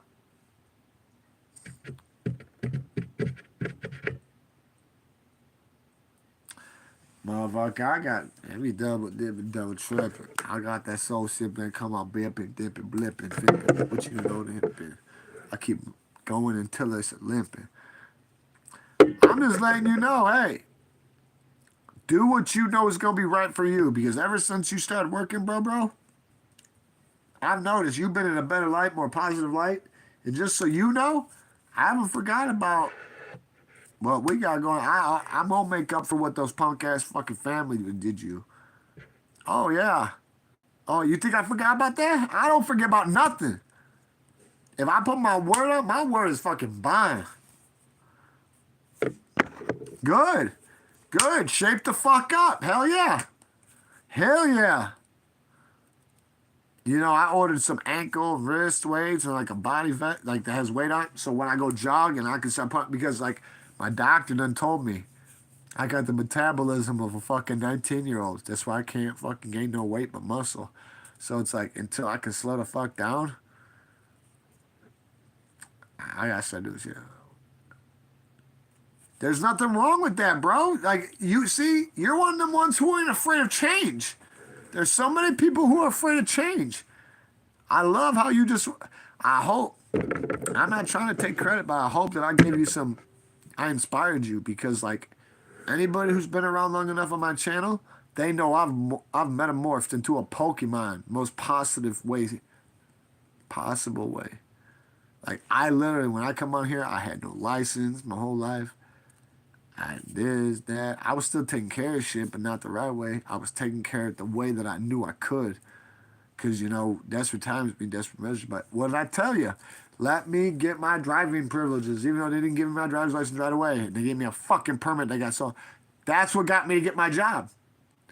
Now I have my motherfucking license. November 11th, it'll be 3 years I've had my license. No more SR22. Like a couple months ago, I had to start paying for real insurance. So I'm happy.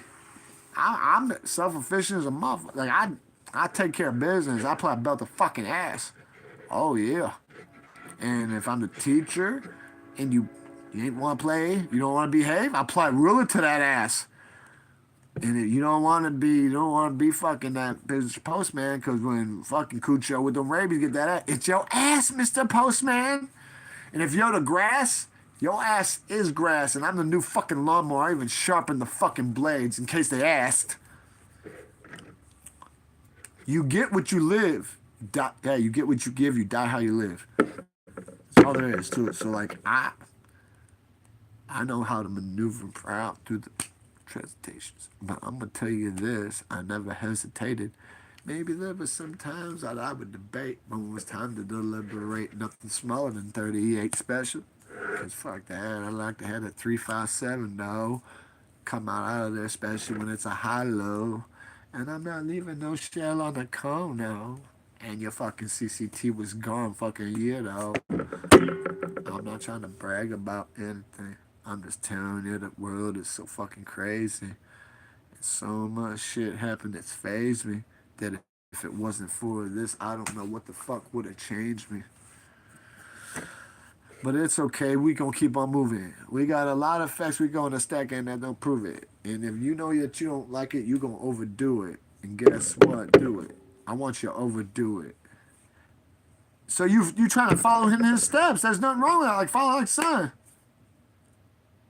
Well, that's why I told you. I'll give you a brand new one. You gonna when you sit, yeah, behave you.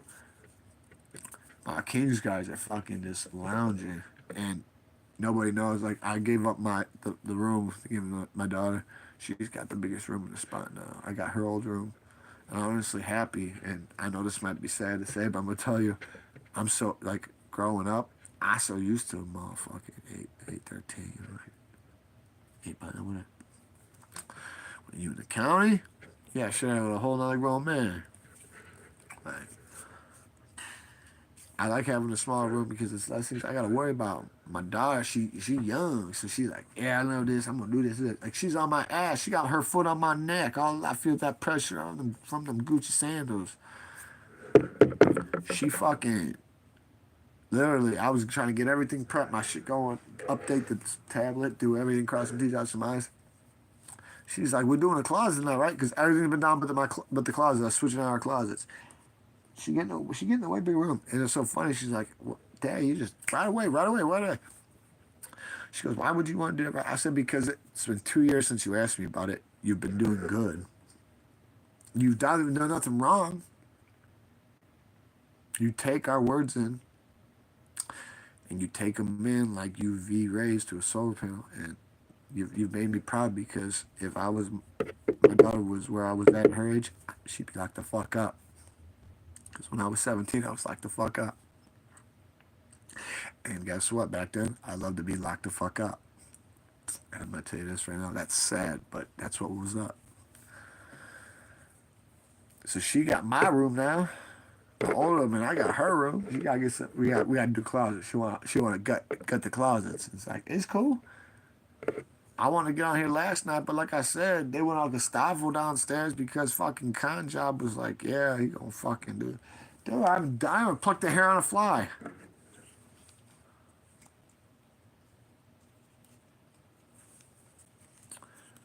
Yeah, what happened at that? What happened?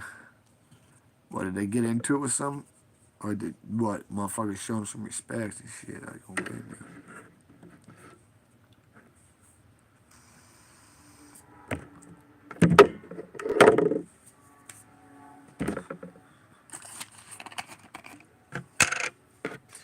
I see we got people that want to stay good, but they don't get it, man. I'm gonna let you really know this is how we gonna get it. I might have to start going live for a while where I have to hook the charger up so it will not go out and just let it keep going while it's so loud because L lives in a life that without. If you don't try, you'll never know. Chances make champions. I'm not trying to be a hero. And fuck a legend, I don't need none of them because all they do is give you nothing but dreams, you know. Anybody that can relate to what I say, you're gonna know what do it. My dad did.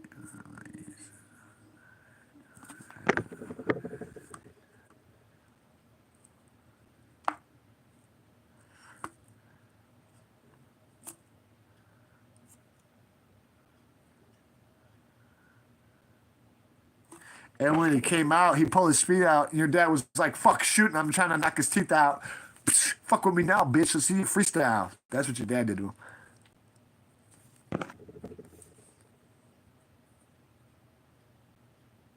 Yeah, your dad said, come on. Come on. You fucking think you're weak, motherfucker. If you really feeling frog asleep, come get it. And that's what your dad did. He didn't need his frog suit to fucking do what he did. Don't judge a book by their covers. How do you think Cain and Abel felt, brothers? Yeah, you know, they used to tell me this too. Even though I'm the little bro, I had to be the bigger one. I'm the youngest out of all my bros, so I don't have to say nothing. But no, yo dad had to apply belt to ass. Yo dad applied belt to fucking ass. That's what happened.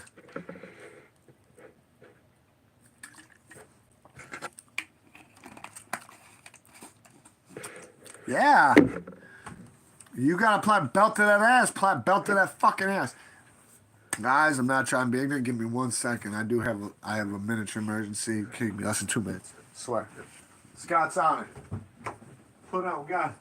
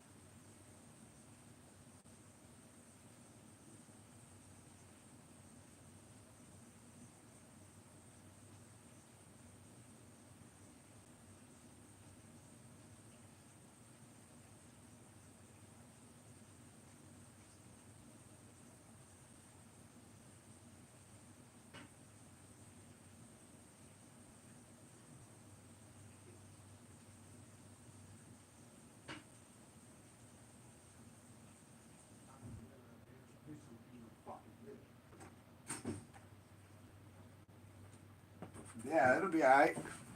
I'm not worried about none of that. Let them do what they gotta do. You and your crew. What up, people? Sorry, these facilities, man. I'm sorry. I know disrespect. I take accountability. Nah, I say give me 1 or 2 men. Don't make me fucking You better behave because tonight you better have it right with the broers because we're gonna have to. You fucked up the other night. What was that? A couple weeks ago? What'd you do? I couldn't see. You want to know what your pawns? All your pawns look like fucking rooks, and all the other pieces look like fucking spark plugs and knob jobs. You know, cartwheels. Like it wasn't like that before. Don't make me pull out that fucking timer. You will behave. You know my shit. I don't know you. I don't know, man. I didn't even pick. Hey, because I had to get my hair done. I didn't know it was almost 7 weeks since the last time I got it done. So my shit be lasting long as fuck, but it grew 2.5 inches. So I'm sorry, my shit be like I said, I let them pick because like I found somebody who could really work with my shit, and it was like, man, I wish I had like you. I was like, damn. I was like, damn, damn, damn. It hurt, but it was a compliment because she was like, I can do anything to your hair. You really. That's why every time I get it redone, it's gonna be more complex and more difficult to do, like something that you couldn't think is realistic or imagine to be done. Because I'm just not a white boy. I'm a hybrid. But my other people's their shit, they can just. But I can't just have somebody on the street do it anymore. I found somebody at top of the line. They do that shit and they'd always do it on time. I think it looked good. Got me looking like I'm ready to bumble like a bee. Yeah.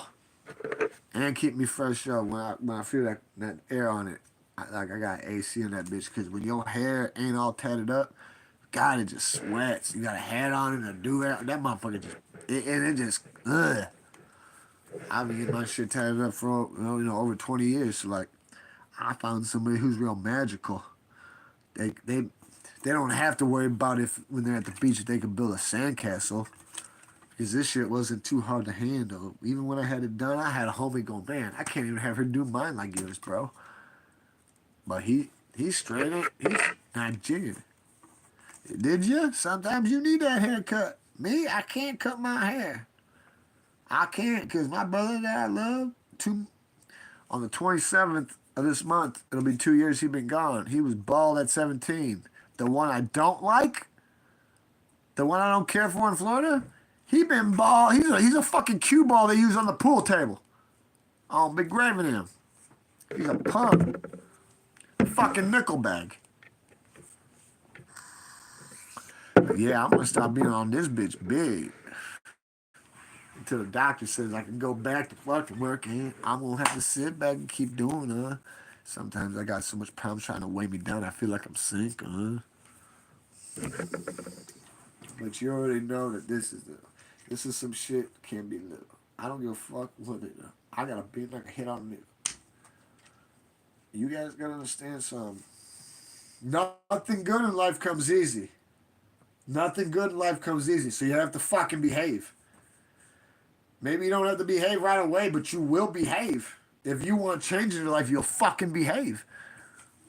I like how we got lurkers on here. I got 2 or 3 people steady talking.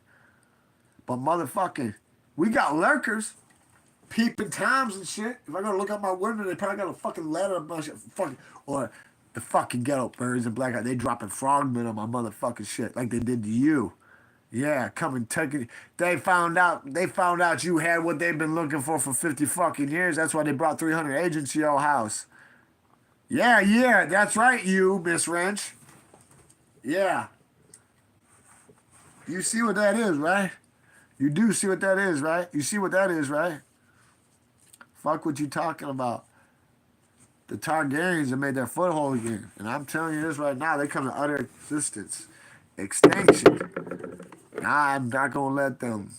They gonna live. You see what that said? That's Hannah the Queen right there. You're fucking right. Yeah. I do the bidding for the fucking queen. You're fucking right. You better behave. You got a queen. You better fucking take care of it. This shit is pledged in perpetuity until I die. I passed on up because my kings and queens guards. You see, they all put. That was another thing too that was cool. Like we switched up my motherfucking room with my daughter, right? I told her, I said, hey, we're gonna find out who's really gotten who after we switch up. It was fucked up because this motherfucking cat just migrated right over there. She ran up my shit. I come home. She's like, man, you got one posted at the door, one at the floor, one up on the bed. They're gonna, hey, if someone comes in here, they're gonna fuck them up. All they caught was a 3-way. Oh, yeah. Oh, yeah. And I'll tell you, my daughter's queen. She's gonna be. So, like, There's abide by she runs shit. It ain't about me no more. It is about taking care of your future. Without your kids, you do not grow.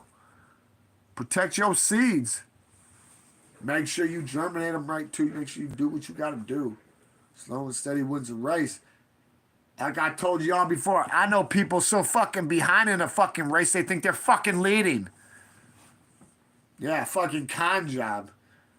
I'm sorry, I'm allergic to bullshit. So if you start bullshit with me, I got start shititis.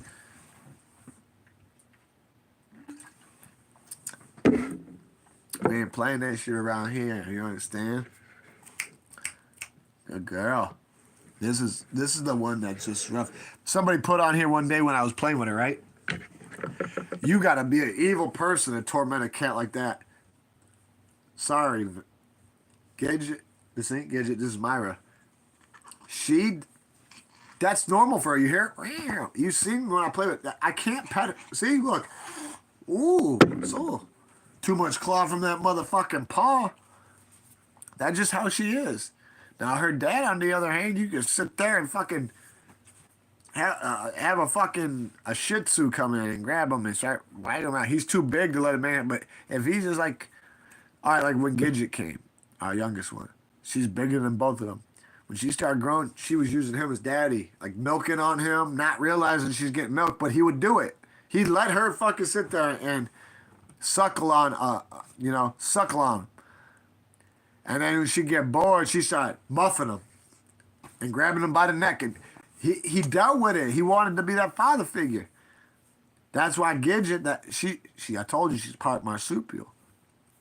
You ever notice how she acts totally different from all the other cats? She got that different bloodline in her. But Myra, she's half of her mom. Her mom's name was Vamp. She had fangs that come down to here, like a saber-toothed tiger. If you notice, hers are like half of that. So like, and what sucks is she died like 3 months after she had her very first litter, and she only had two. She had Myra, and she had one that looked like cow patch. Yeah, and I'll tell you this right now, leukemia. If they don't get fixed, you got an indoor cat, and it's a girl, and you don't get them fixed, what'll end up killing them is leukemia. I don't know, for some odd reason they got some weird shit going on, but like, I got her around, I got cow around, I got the marsupial sun bear, the fucking big ass manatee. Yeah, save the manatees. And I got the new ones coming in. And what sucks is, you know how guys were introducing you to Night Night, right? You know the ma grabbed him up and ran off somewhere with him. We haven't seen him since. But she comes back and takes care of the other kid. I swear to God, if she uses him as a fucking sacrificial lamb, then I guarantee she's not going to like what the fuck is going to happen. No, straight up. Grab little Night Night. The little black one that looks like a little little bear. He MIA, man. All the rest of them around. I'm like, what the fuck is this bullshit? Somebody tells me. I took my eyes off of him. Ma come through with an opening, grabbed him up and ran away. But she come back and takes care of the other. So what'd she do with my Night Night? Because he was next in line. Fuck what you talking about? Don't make me... Man, I'm glad I got to put him on here a little bit. The only... Cow Patch is the only other one that I got right now that's going to be taking spots. What's up, man? That's my homie for real. You my homie for real. No, I'm serious. I'm missing my little Night Night. I miss my little Night Night. I want to go out looking for him right now with a candle. Yeah, I want to take a fucking search and rescue team, go out there and meet him with motherfucker, find him, because Ma come up and snagged his ass. And my baby mom, she was like, I don't know what happened. All I know is I was watching. I turned my head. I come back. She had him and ran off. She come back, but not with him. There was something wrong with that. What is he doing? It's not about, oh, we got our son. These kittens are all domesticated. Like, their eyes are just starting to change to gold. The green from blue. So now we got a little Cow Patch. I call him Cow Patch because he looks like cow, but he's got little cow patches on his face. Look like, I don't know, he's real cute. He gonna have to be next one in line. And then these motherfuckers want to keep on with that bullshit. I'm sorry, I like my felines. I ain't got nothing against dogs. But felines are more smart. Like, literally, like, you're not understanding, like, I mean, I'm not saying dogs can't sense when you run, but, like, cats,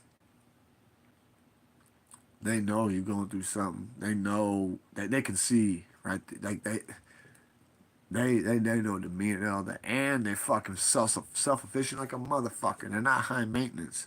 And it's not about even high maintenance. If I want high maintenance, I go to my cousin's house, go get a chinchilla. But you get caught neglecting one of them, you looking at federal felonies. Check this out. One of my baby mama's old friends, she gone now. Rest in peace. She gone. She been gone for like 5 years. She bought 2 chinchillas off my cousin, right?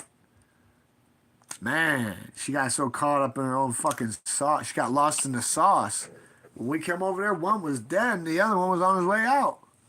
If she wouldn't have died, they were coming to hit her with fucking charge because chinchillas are endangered species. So if you neglect them, let alone you looking at big motherfucking trouble.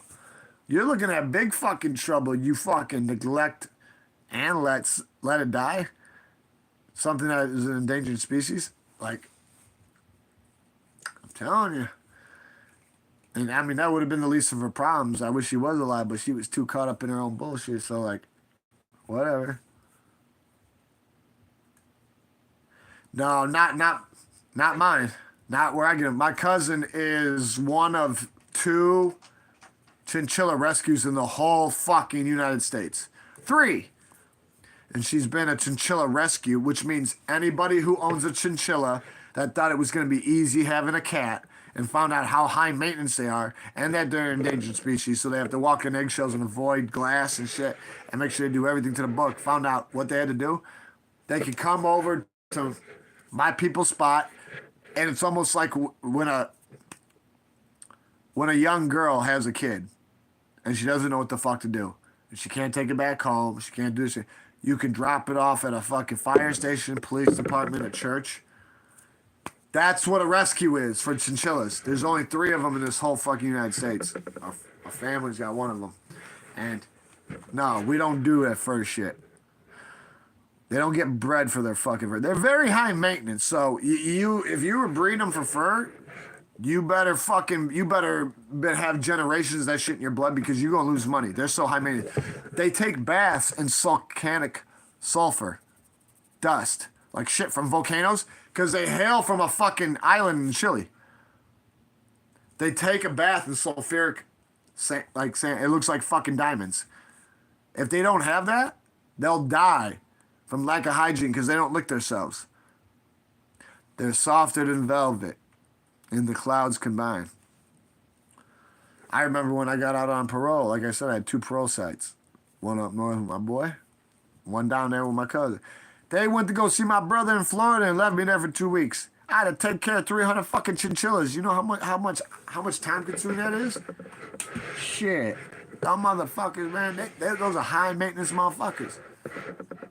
But yeah, people do buy chinchilla coats, and it takes a lot of chinchillas to make a coat because I've looked it up, and it's sickening how they'll scalp a little motherfucker like that just for a little patch, and then make a fucking coat, that's probably gonna get thrown away anyways one day, and it's like, fuck that shit. Like, no, it's all about pets.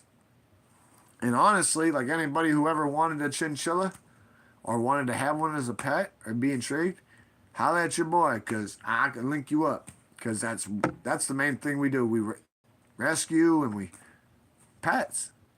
Like, you want a pet, you want something exotic and something that's endangered species, that's fine. You get chinchilla, but you cannot get the northern yak. The indigenous and endangered species grazes aimlessly on the icy hills of the tundra, absent danger at hand. If it goes rolling down that motherfucking hill like a cookie, it does not crumble. Because it was built for that shit. And it knows how to be humble. The northern yak! Ooh. Oh, yeah. Hell yeah, they night just like evil. Evil lurks at night. Why do you think you can't come out during daytime? Half of that motherfucking shit's vampire slayers. Vampires, ticks, and mosquitoes. What's something they all got in common? They take blood. Yeah. See?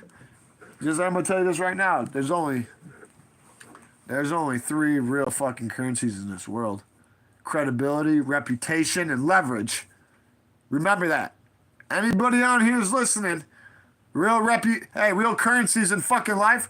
Reputation, responsibility, reputation. You got me fucked up right now. No, because I'm thinking about too much shit. Reputation, accountability, respect, leverage. So, no, I'm serious. Money ain't fucking shit. Like, you can laugh. It's okay. I won't mind. You laughing so hard you cry, I'm gonna build an ark so I'm gonna drown in your tears. And who the fuck did you think I was talking about? The Dalai Lama? I suggest you go make yourself a wiener schnitzel sandwich with some fucking sauerkraut, because it might be the last time you have one in a long time. I want to know, though, like, what's everybody got going on for this week? I know you gonna keep laughing. I love it. Wait till I got your ass on the chessboard. Your ass is done. You messing with Sir Arthur Dane. And by the way, hit him with a bang. Hello. You know what happens if they get you and you do another turn of the joint? Them motherfuckers brought the Feathermen in the KGBDO house. Hell yeah, and they wasn't leaving till they got out. I seen that shit. You said they come to. I seen 300 motherfucking agents. What the fuck they doing? I told you they were coming after you and you thought it was a big joke. I remember you laughing like you did now. And what happened? Those motherfuckers came so deep you thought they were fucking marching like a fucking parade, throwing bullets at you like they're playing a game of charades. You better behave or you see while you lay.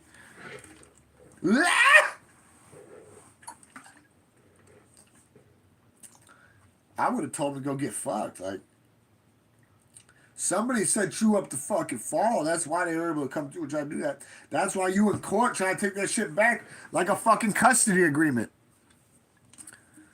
And that's another thing. I'm not discouraging anybody from getting married, but listen, that ring's got a magical power. If you don't, like, I will not get married. You want to know why? Do you want to know why I won't get married? You want to know why? Because, look, when you get married, you get engaged, right? Then you have the wedding. Then what comes next? You die and you got to fucking wake. But let's say you don't die and you want to split. Now you're married to somebody, right? And you're filing for divorce, right? Now you got to pay somebody to make your private life public. Why would you do that? But what I also say on the other hand is you don't get to choose who you care about. You don't get to choose who you love. You don't. You get feelings for somebody and it's arbitrary. Like you gotta ride with it. And it's like it don't matter whether they want to be with you or not. Like, and it's not about taking rejection. It's like you don't want to be a homebreaker. On top of it,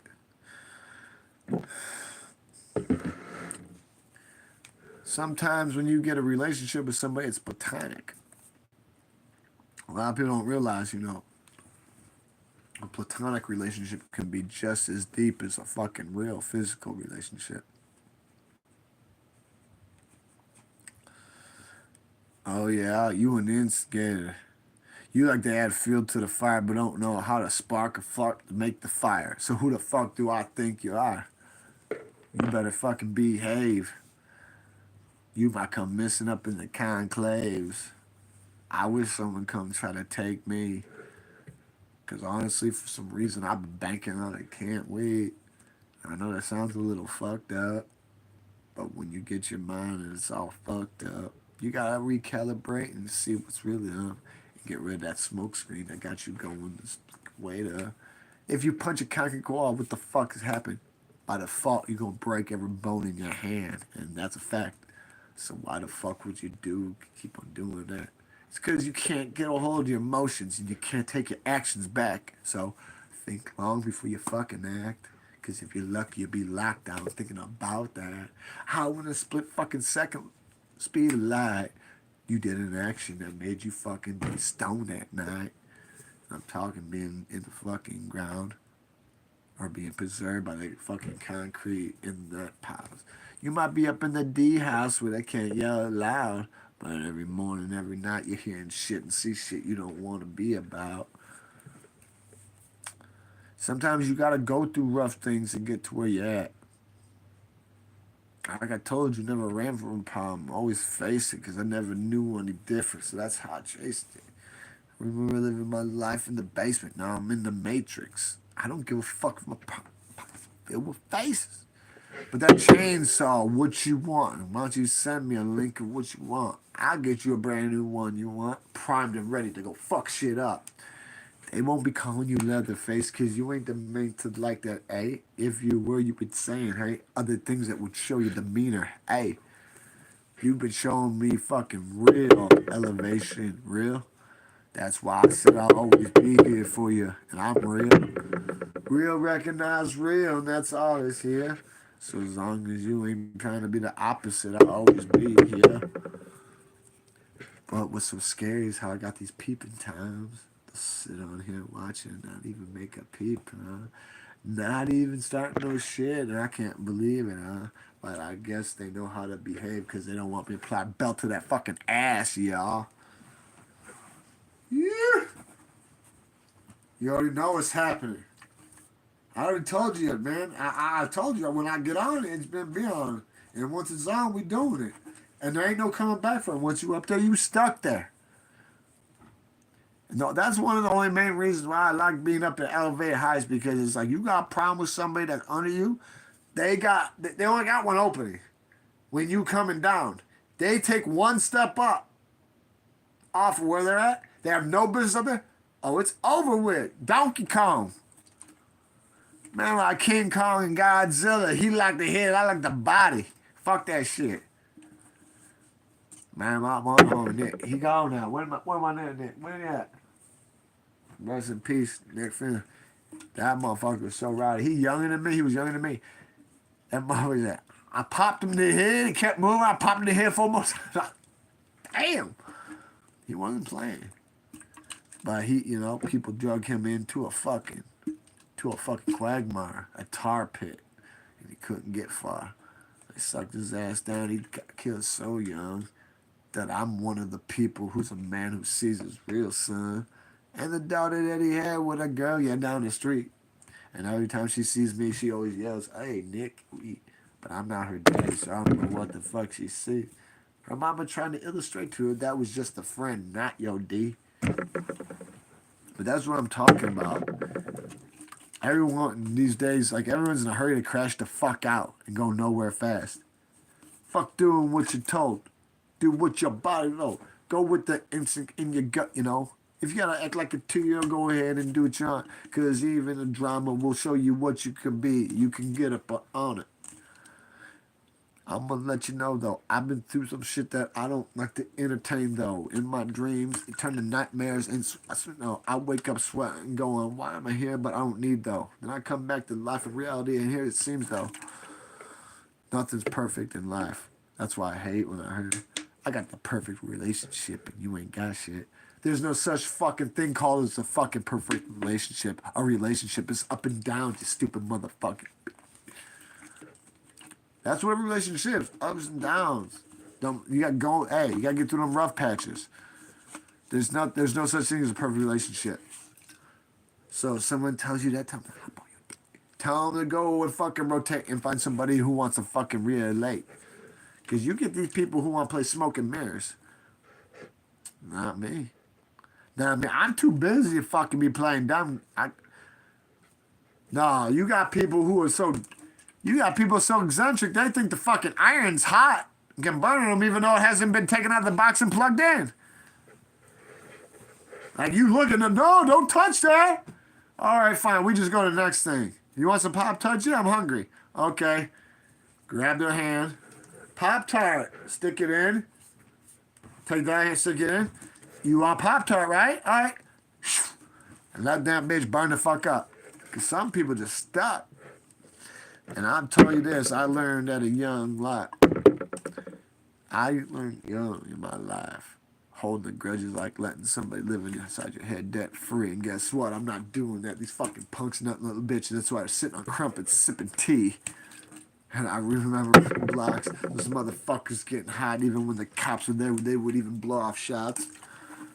But the question was, would you ride or die? Would you hesitate or when you slide by ride? I don't have to tell you something that's been over. It ain't about the past, it's the future we hold. And the present that we're in, yeah, right now. We get to control what we're doing, so you think about it. Let that marinate in your brain like stew. And maybe you'll understand, come up with something that I gave to you. Maybe a page from my playbook to help you get through. And if you need some other help, don't be a clown, just talk to me and I'll hit you. But I always gotta worry about my own me. And my family and my seeds and my future that you know me. I can't even count on one hand people that I fucking me. But I life because you know me. If I got locked up right now with a $250,000 bails or something that I could call to get me out, hell yeah. The problem is I could take care of most of it. So if I called them in, it'd only be for a portion of it. Would I run away and get a failure to appear for the case and let that bond get forfeited? Dog shit in my face. Hell no, I never had that happen. I fought the case. I either beat it or take it out like we snapping. What makes me proud that I broke the fucking cycle. No more going to jail. No more court tonight. No more motherfuckers trying to pull that out the rifle. I remember the last time I shot it was because I was pissing on the rifle. I was just on the wrong side of the place and couldn't get in there. Motherfuckers in the fucking cut, they were getting it in. Then while I started pissing, they started getting in, getting the licks back, and they started shooting. Bullets kept on flying, and I didn't know. Until one hit me on the leg. I was on my back, though, pissing on my own stomach, and all that, though. And felt 3 fucking bullets go right past my head, though. And that shit's sad, because it's all in retrospect. If you've ever been in some real shit, you'll understand exactly what I'm saying. That shit goes in slow motion like the Matrix. And no matter what you do, you won't know if you're gonna fucking make it. Good thing I was close to Loyola. Right there on first, I just pulled up and they said, man, you gonna have to do what you got on. That's a compound fracture. You ain't fucking going nowhere. I'm gonna let you know something's real crazy. When that shit happens, it fucking phases me. Because catching a case and fucking bailing out is more easy than having a doctor clear out the fucking release. Yeah. That shit fucking had me feeling like I was teased you. I told the doctor, man, how could I please you? He goes, once you're fucking healed and you can walk with a wheel, I don't care if it's a limp as long as you walk through the field and you can see it from over here and over here and keep your head on a swivel so you're not over here. I said, damn, that's like another motherfucking 4 months. He said, yeah, but things could be worse for fucking less, and you know that. But it's okay. I don't mind. I do what I do, and I live what I live, and I go by my night. I got aspects, and I got objectives that are in my life. You better have a bucket list and hope you have half of it gone before you ride. Nothing coincides with life or death. Just like hot and cold, up and down and left. You know what the fuck I'm saying? I don't change that. Because if I fucking do, then we gon' play on that. But I gotta tell you just one thing. I remember one crazy homie, they called him OD. And I'm not talking OD from the OD. I'm talking someone who was OD. He would OD you. He said he wanna come shoot a movie. Motherfucker come through and said, yeah, groovy. All he seen with flash of lights, it was a movie. He was the fucking director, but he did do ye. Yep. And when you keep on bragging about shit that you don't need to be about, that's when you get caught by dirt you don't need about. You guilty by association, and that's enough now for you to get gunned down when you round the wrong people when they start spitting them out. It's okay though. I'm still here. That means that I still have a purpose. And I need to be clear. I don't even know what I'm doing here, taking your shit for the next few years. I'm in midlife crisis mode. I got people getting set up just to try to knock me down, though. I told them we ain't playing motherfucking dominoes. I'm playing chess, you playing checkers. I said, like, fucking rotate, though. But why can't I get some QA up in this bitch? It's been a little over 2 hours and I still been up in this bitch. Don't make me come back. I don't need no switch. I don't even need a gun. These are my real blicks. I can see what they're saying. Don't talk shit unless you playing. I don't care what you think. You ain't playing. I put you to pain. Wait till I find out who the lurker be. Yeah. Bumblebee coming after lurker be. Ah. Yeah. What you having dinner for tonight? Are we Wiener Schnitzel Deluxe? Yeah, you. Like I said, when we go on chess, you better be fucking ready too. You better be prepared to fucking perform. Because let's do Detroit. It's 12 of you and only one of me. All I can remember is how all my pawns smoked your homies. And I had you fucking surrounded by nothing but pawns on it. And I let myself walk up on your rails slowly. You couldn't make a move until I put my fucking sword in. Remind me the battle at the God's Eye. Aegon, they jumped in that flame by. He jumped off his dragon, took Dark Sister, and put it in his eye. But what's sad is they both crashed into dragons and them both died. That's what's so sad about this shit. I'm so with Game of Thrones, I can tell you what happened. But they put themselves in their own panic because they're the ones with the fucking power and didn't imagine it. But they were warned. Control these dragons, they're nothing but illusion. So if you try to use them, they're gonna know it. So when the war was ended, nobody won though, because the war was still got ate by our own dragon. Oh, the blood of dragon returns in the burn. Big Burn gonna take his turn. The ring of fire, you better learn. I'm not telling you what you learn, but if you stay on it and I see you on the fucking block picking up cans, you on sure. Early bird gets a worm. You know you want that present, so you better be up so you know you can go get it. I think you understand who the fuck is be with it. You ain't a real man. You don't take care of your fucking family for a minute. I just hope that everybody knows what I'm talking. Because if not, and you start making that bark, I will not walk. I'm going to retrieve and I'm going to receive and I'm going to give you, though. What you gave at me, I'm going to feed it, though. Right at you. Make you bleed it, though. I just like what's happening lately. Because sometimes, how did this, then you think about everything that's transpired. And now you're looking at how they want you to retire. Why are you worried about little old me? Why are you worried about little old me? You? Yeah, a lot of people like to placate love with money. I'm going to tell you this. You can't choose who you love. You don't get to choose who you care about and who you have feelings for and who you love if you even know what the fuck love is. Don't you know that right now? That's just how it be. I'm graving him. I'll be the first one to admit it. That's why we have that contingency. Like, if you know you don't want to be a home wrecker and you're not gonna be a home wrecker, it's not just wrecking your home. You might be wrecking theirs. You'll have people kicking your door, make a part of the flow, coming to put two in your dome. Make sure you can't get up and you'll leave them alone. I don't want that for somebody I care about all along. They didn't go.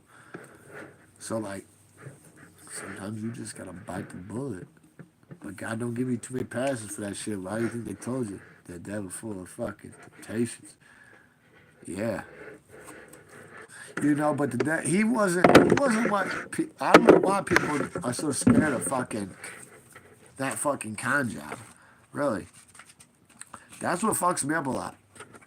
You got a lot of people who fucking feel that don't even realize.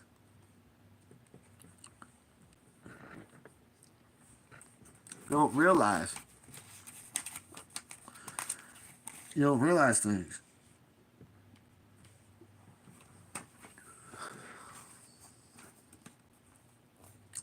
Yeah, it's like what you just said. It's like needing something, not wanting it. Wanting it and not needing it. There's a big difference. Like, I don't want to get deep in this shit. I'll wait till we have more people, but you know, Lucifer, he really wasn't the baddest demon. He was the brother of the soul.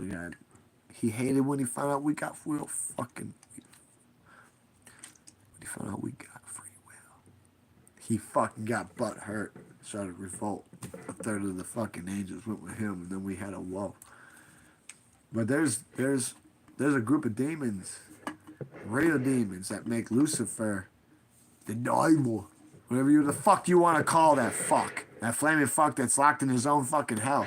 That's the, why would you be scared of somebody who can't even get out of his own domain? He was put in there. He got banished there. I'll give you a hint. You think Lucifer, or you think the devil? You think he was fucking badass? Yeah, he's in charge of doing things. But I'm gonna tell you this right now. I'll bring up one of many, like Astaroth. Why don't you look up Astaroth? That fucking demon, that fucking angel, made Lucifer look like a fucking cupcake. Oh yeah. If you know anything about that shit, you know Astaroth was a. Now that's something you want to run from. He make you scared of your own fucking shadow. So look up Astaroth. I dare you. He make Lucifer, the devil, look like a fucking cupcake. Oh yeah. If Astaroth was around and popped up, he would make fucking Lucifer fucking dig a hole in his fucking domain, seal himself in and die. No, because, you know, let me explain something to you. They're all about plague came to man, but when you got a motherfucking archangel that was inside, and he was showing us, like he accepted that we had free will, unlike Butthurt Boy. And they start teaching you how to make instrument of wars, and they start breeding with you and making demigods. That's when you got a fucking problem. Shit. All the devil can do is use the temptations and the thrills and everything that you thought you might want to pull you in. This ain't no fishing expedition. There's plenty other. I'm telling you, there's probably a good 20, 30 angels, archangels, whatever you want to call them, savage, that make the devil, Lucifer, the all hell mighty. He ain't the all hell mighty. Because why would you be scared of somebody who can't even get out of his own fucking domain? He was casted in there. They made that place for them, and his dad but cast him in there. That's why. Why would you be afraid somebody can't even get out of their own fucking shiznit? All they can do is try to pull you. Why do you think gravity is their friend? It ain't our friend because when you die, you get slumped to the ground. Absent gravity, you wouldn't live in the bow. You'd probably be in the sky, ride, flying, looking and shine. Glowing warm and embrace, you'll be retired. I'm telling you, why would you be scared of some fucking pygmy down in the ground when he can't even fucking come out of where he owns and runs? Because they banished him there. Almost like with Medusa. She had a fucking cave. She had her own domain. Women were forbidden to come. Women couldn't even go in there even if they wanted to. They can't. Men could go in there to try to slay her. And that was the ultimate weakness and her ultimate advantage. Because she knew what she was doing. And if she could get you to make direct eye contact with her, she would turn you into fucking stone like a statue. And smash you into fucking dust. Turn you into preclin mortar. Absent moisture. So I dare you compare Astaroth to fucking Lucifer. You'd be like, man, Lucifer was a fucking gummy bear. Oh yeah, he was a fucking gummy bear. Yeah, he was. He is. He is a fucking gummy bear. I acknowledge his existence, but like I told you, you got some badass motherfucking demons out there that motherfucking make him look like cupcake. Oh yeah. And as the world turns, these are the days of our lives. These are the obstacles we must go through day by day. See, He knows how to cut the strings. Cut strings like you got butterfly. Once you're off the ground, you never go back. He wants you to pop that ass, bring you down to that fire, the furnace of wrath. We ain't playing like that.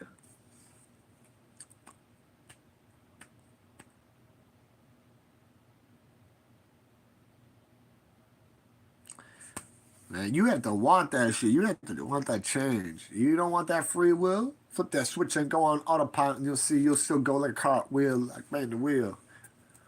Hell yeah. Have your ass sitting like a mannequin. After that headshot, leg shot, body shot, chest shot, now your ass start panicking. Your ass is in trouble. You better have a good fucking view.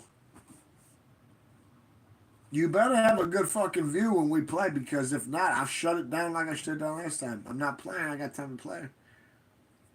I ain't got time for fucking around on a horse playing. You want to hit a lick? Well, my homie's hitting a lick. You just ain't. So let's see what you do about that. Because I don't remember you fucking playing belt the ass to me like that. I was trying to teach you, get that skill, get it up like that. You probably need another 52 levels to get where I am. But I'm not perfect, and I can't be the one who's always winning. Some days you just gotta lose. I remember being in the courtroom when the jail sent the gavel, gave my home at 52. I seen the pain in your eyes, and what was even worse too was when I looked at your mom and she was crying, and I couldn't even console too. I just knew I had to make up for it. So that's exactly what I'm doing. I'm trying to make up for it. There's always room for improvement. Just remember that, though. And doubt is your fucking enemy, so just fucking let it go. It's like a bag of fucking bricks that you dragging around, a monkey on your back, or you chained up to an organ grinder now. Separate yourself. Start putting all that fucking energy in your mind and your wealth, and you see what the fuck you be wealth. Because I've come from the mud. And I love where I am. I wouldn't give it up for none. If I had a magical wish I couldn't choose and they said, what's up? We'd give you a reset button. You could replay it up like you were just reborn. I said, hell no. They looked at me like I was crazy. I told them I'm cray-cray. They said, why? I'm explaining to you. Just give me a minute. Okay, I've been waiting a minute. Time doesn't fuck with them like it fucks with is, because time waits for nobody. Rest doesn't sleep. So I'll be the one who's going to die, G. I said if I took back everything you wanted when I hit that button, it wouldn't be for nothing, because everything that I've been through right now to the second to has made me who I am. I'm not talking yellow ham. This ain't Dr. Seuss. I ain't fucking playing. You won't even know when they start spraying. But I need to understand. Some shit just ain't to understand. So hell yeah, I'm feeling so conflicted. And sometimes I feel like I shouldn't be it. But then I got all these prosperous things. Like me chasing a dream and fucking covering who I'd be. And never breaking bonds even with people that I meet. And even if they're gone, they're still close to me than they could to anybody. But I'm gonna let you know something. You always got somebody on the side making drama. And if it's a girl, she says, I want to you. I don't even want to hear about it. She goes, I know I'm dumb. I should have given you that head when I wanted to, because I don't remember requesting you to give me a hug, even though you give me that like giraffe. You want to give me like that? I couldn't even bring respect. You want to try to give me that respect? You try to give me that. I told you not to give me that. You said I'll make up for it. Can I bring? I said hell no. But you want to make up for that drama? I want to stay the night. I said, let me think about it. I said, of course not. You can't. So you ain't Nama. So please don't fucking bring your motherfucking pajamas. Yeah, I like a pressure cooker. I was about to burst until I got on it. Nobody knows how I feel. Listen, you've been through what I'm here. It's all about prevention. Hey, I don't want people to go through rape. If I can prevent you to go through rape, then you'll understand what the fuck I made. Don't be afraid to ask some questions. Otherwise, you be the one to test it. TOA, that's in Florida. Get the fuck away, because I ain't on it. If I have to go over that way after I wrap you up in bed, I'll fly over the Everglades and drop your ass. You'll be gone in a day. Oh, they said elaborate. How would I gone in a day? Well, once I dropped your ass in there, I'm like, candy. Hey, once he sees your ass, he ain't gonna crush you. He's gonna swallow you whole like an egg roll, and then you're dust, bro. But I've seen things that were worse percussions. Like a motherfucker swallow alligator in the both. I call that a real stalemate. Prehistoric or not, they had to fucking hate. But that's some crazy shit when you see that. And someone's shooting somebody, they didn't feel it, and they're still coming, yeah. Do you know what it's like to have bullets rip flesh? I'll tell you this, it ain't nothing to the test. Wrong fucking area and just 1 inch left, it might be a vital sign in your ass to be dead. Sometimes when I think about all the things that I've been through and around, I keep screaming at me, this is what I need now, and whispering in my ears, this is how I know. I'm sorry, I don't like to conspire. Plus, I don't like to be one. You a pillow talking motherfucker, that's right, you wanted to cover. Trying to make yourself look good with your mama, but it really wasn't nothing. So you need to understand. Fuck is in the hand. You ain't even on your land. You don't even realize then that I had placated yeah just to set you up the ass so you didn't even fucking realize you was eating up my fucking hand. Yeah, I've been on here almost 2.5, and I don't give a fuck what anybody thinks. Yeah, in 4 hours I'm getting off. Yeah, I'm gonna eat and then pop up, and we'll get right back at it. Right now, with it being the way it is outside, it's crazy as hell. I think about everybody who got killed in that field. A lot of them people, they didn't know me, but they vouched because my homies showed me. They already told me that they didn't know me. But when I heard they got that, I wasn't alone. Too many funerals I went to, too many times I was pallbearer too. Putting a homie in the ground too was not some be proud about you. It makes you think that the next time that could be you, and the person behind you could be in front of you, and somebody could see too. And they said, man, we just know that we needed you. You did what you did. You tried to come through, but you ain't here, dude. Don't act like something that you ain't. Because to me, that's acting fucking fake. And I will not have to hate to deliberate. I won't even hesitate when I hit you with that. Hey, I see I've got 2.5 more minutes before I get off because I need some dinner. My stomach's twitching. Keeps trying to eat it, so you should hear it though. It sounds like it's trying to blow up like a volcano. But like I said, people be scared of talking. They got a lot of people out here straight stalking, straight up peeping times.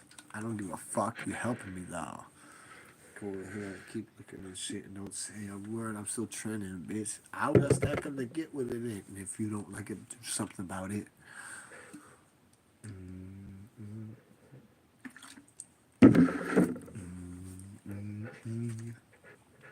So what are you gonna do when we're talking about? I heard you said you want me about set my one foot up and out. I heard you kill him when I was out in the house. Well, what happened when you went out that door? Somebody was waiting to settle the score. All you seen was a flash roar, and they left your ass dead by that door.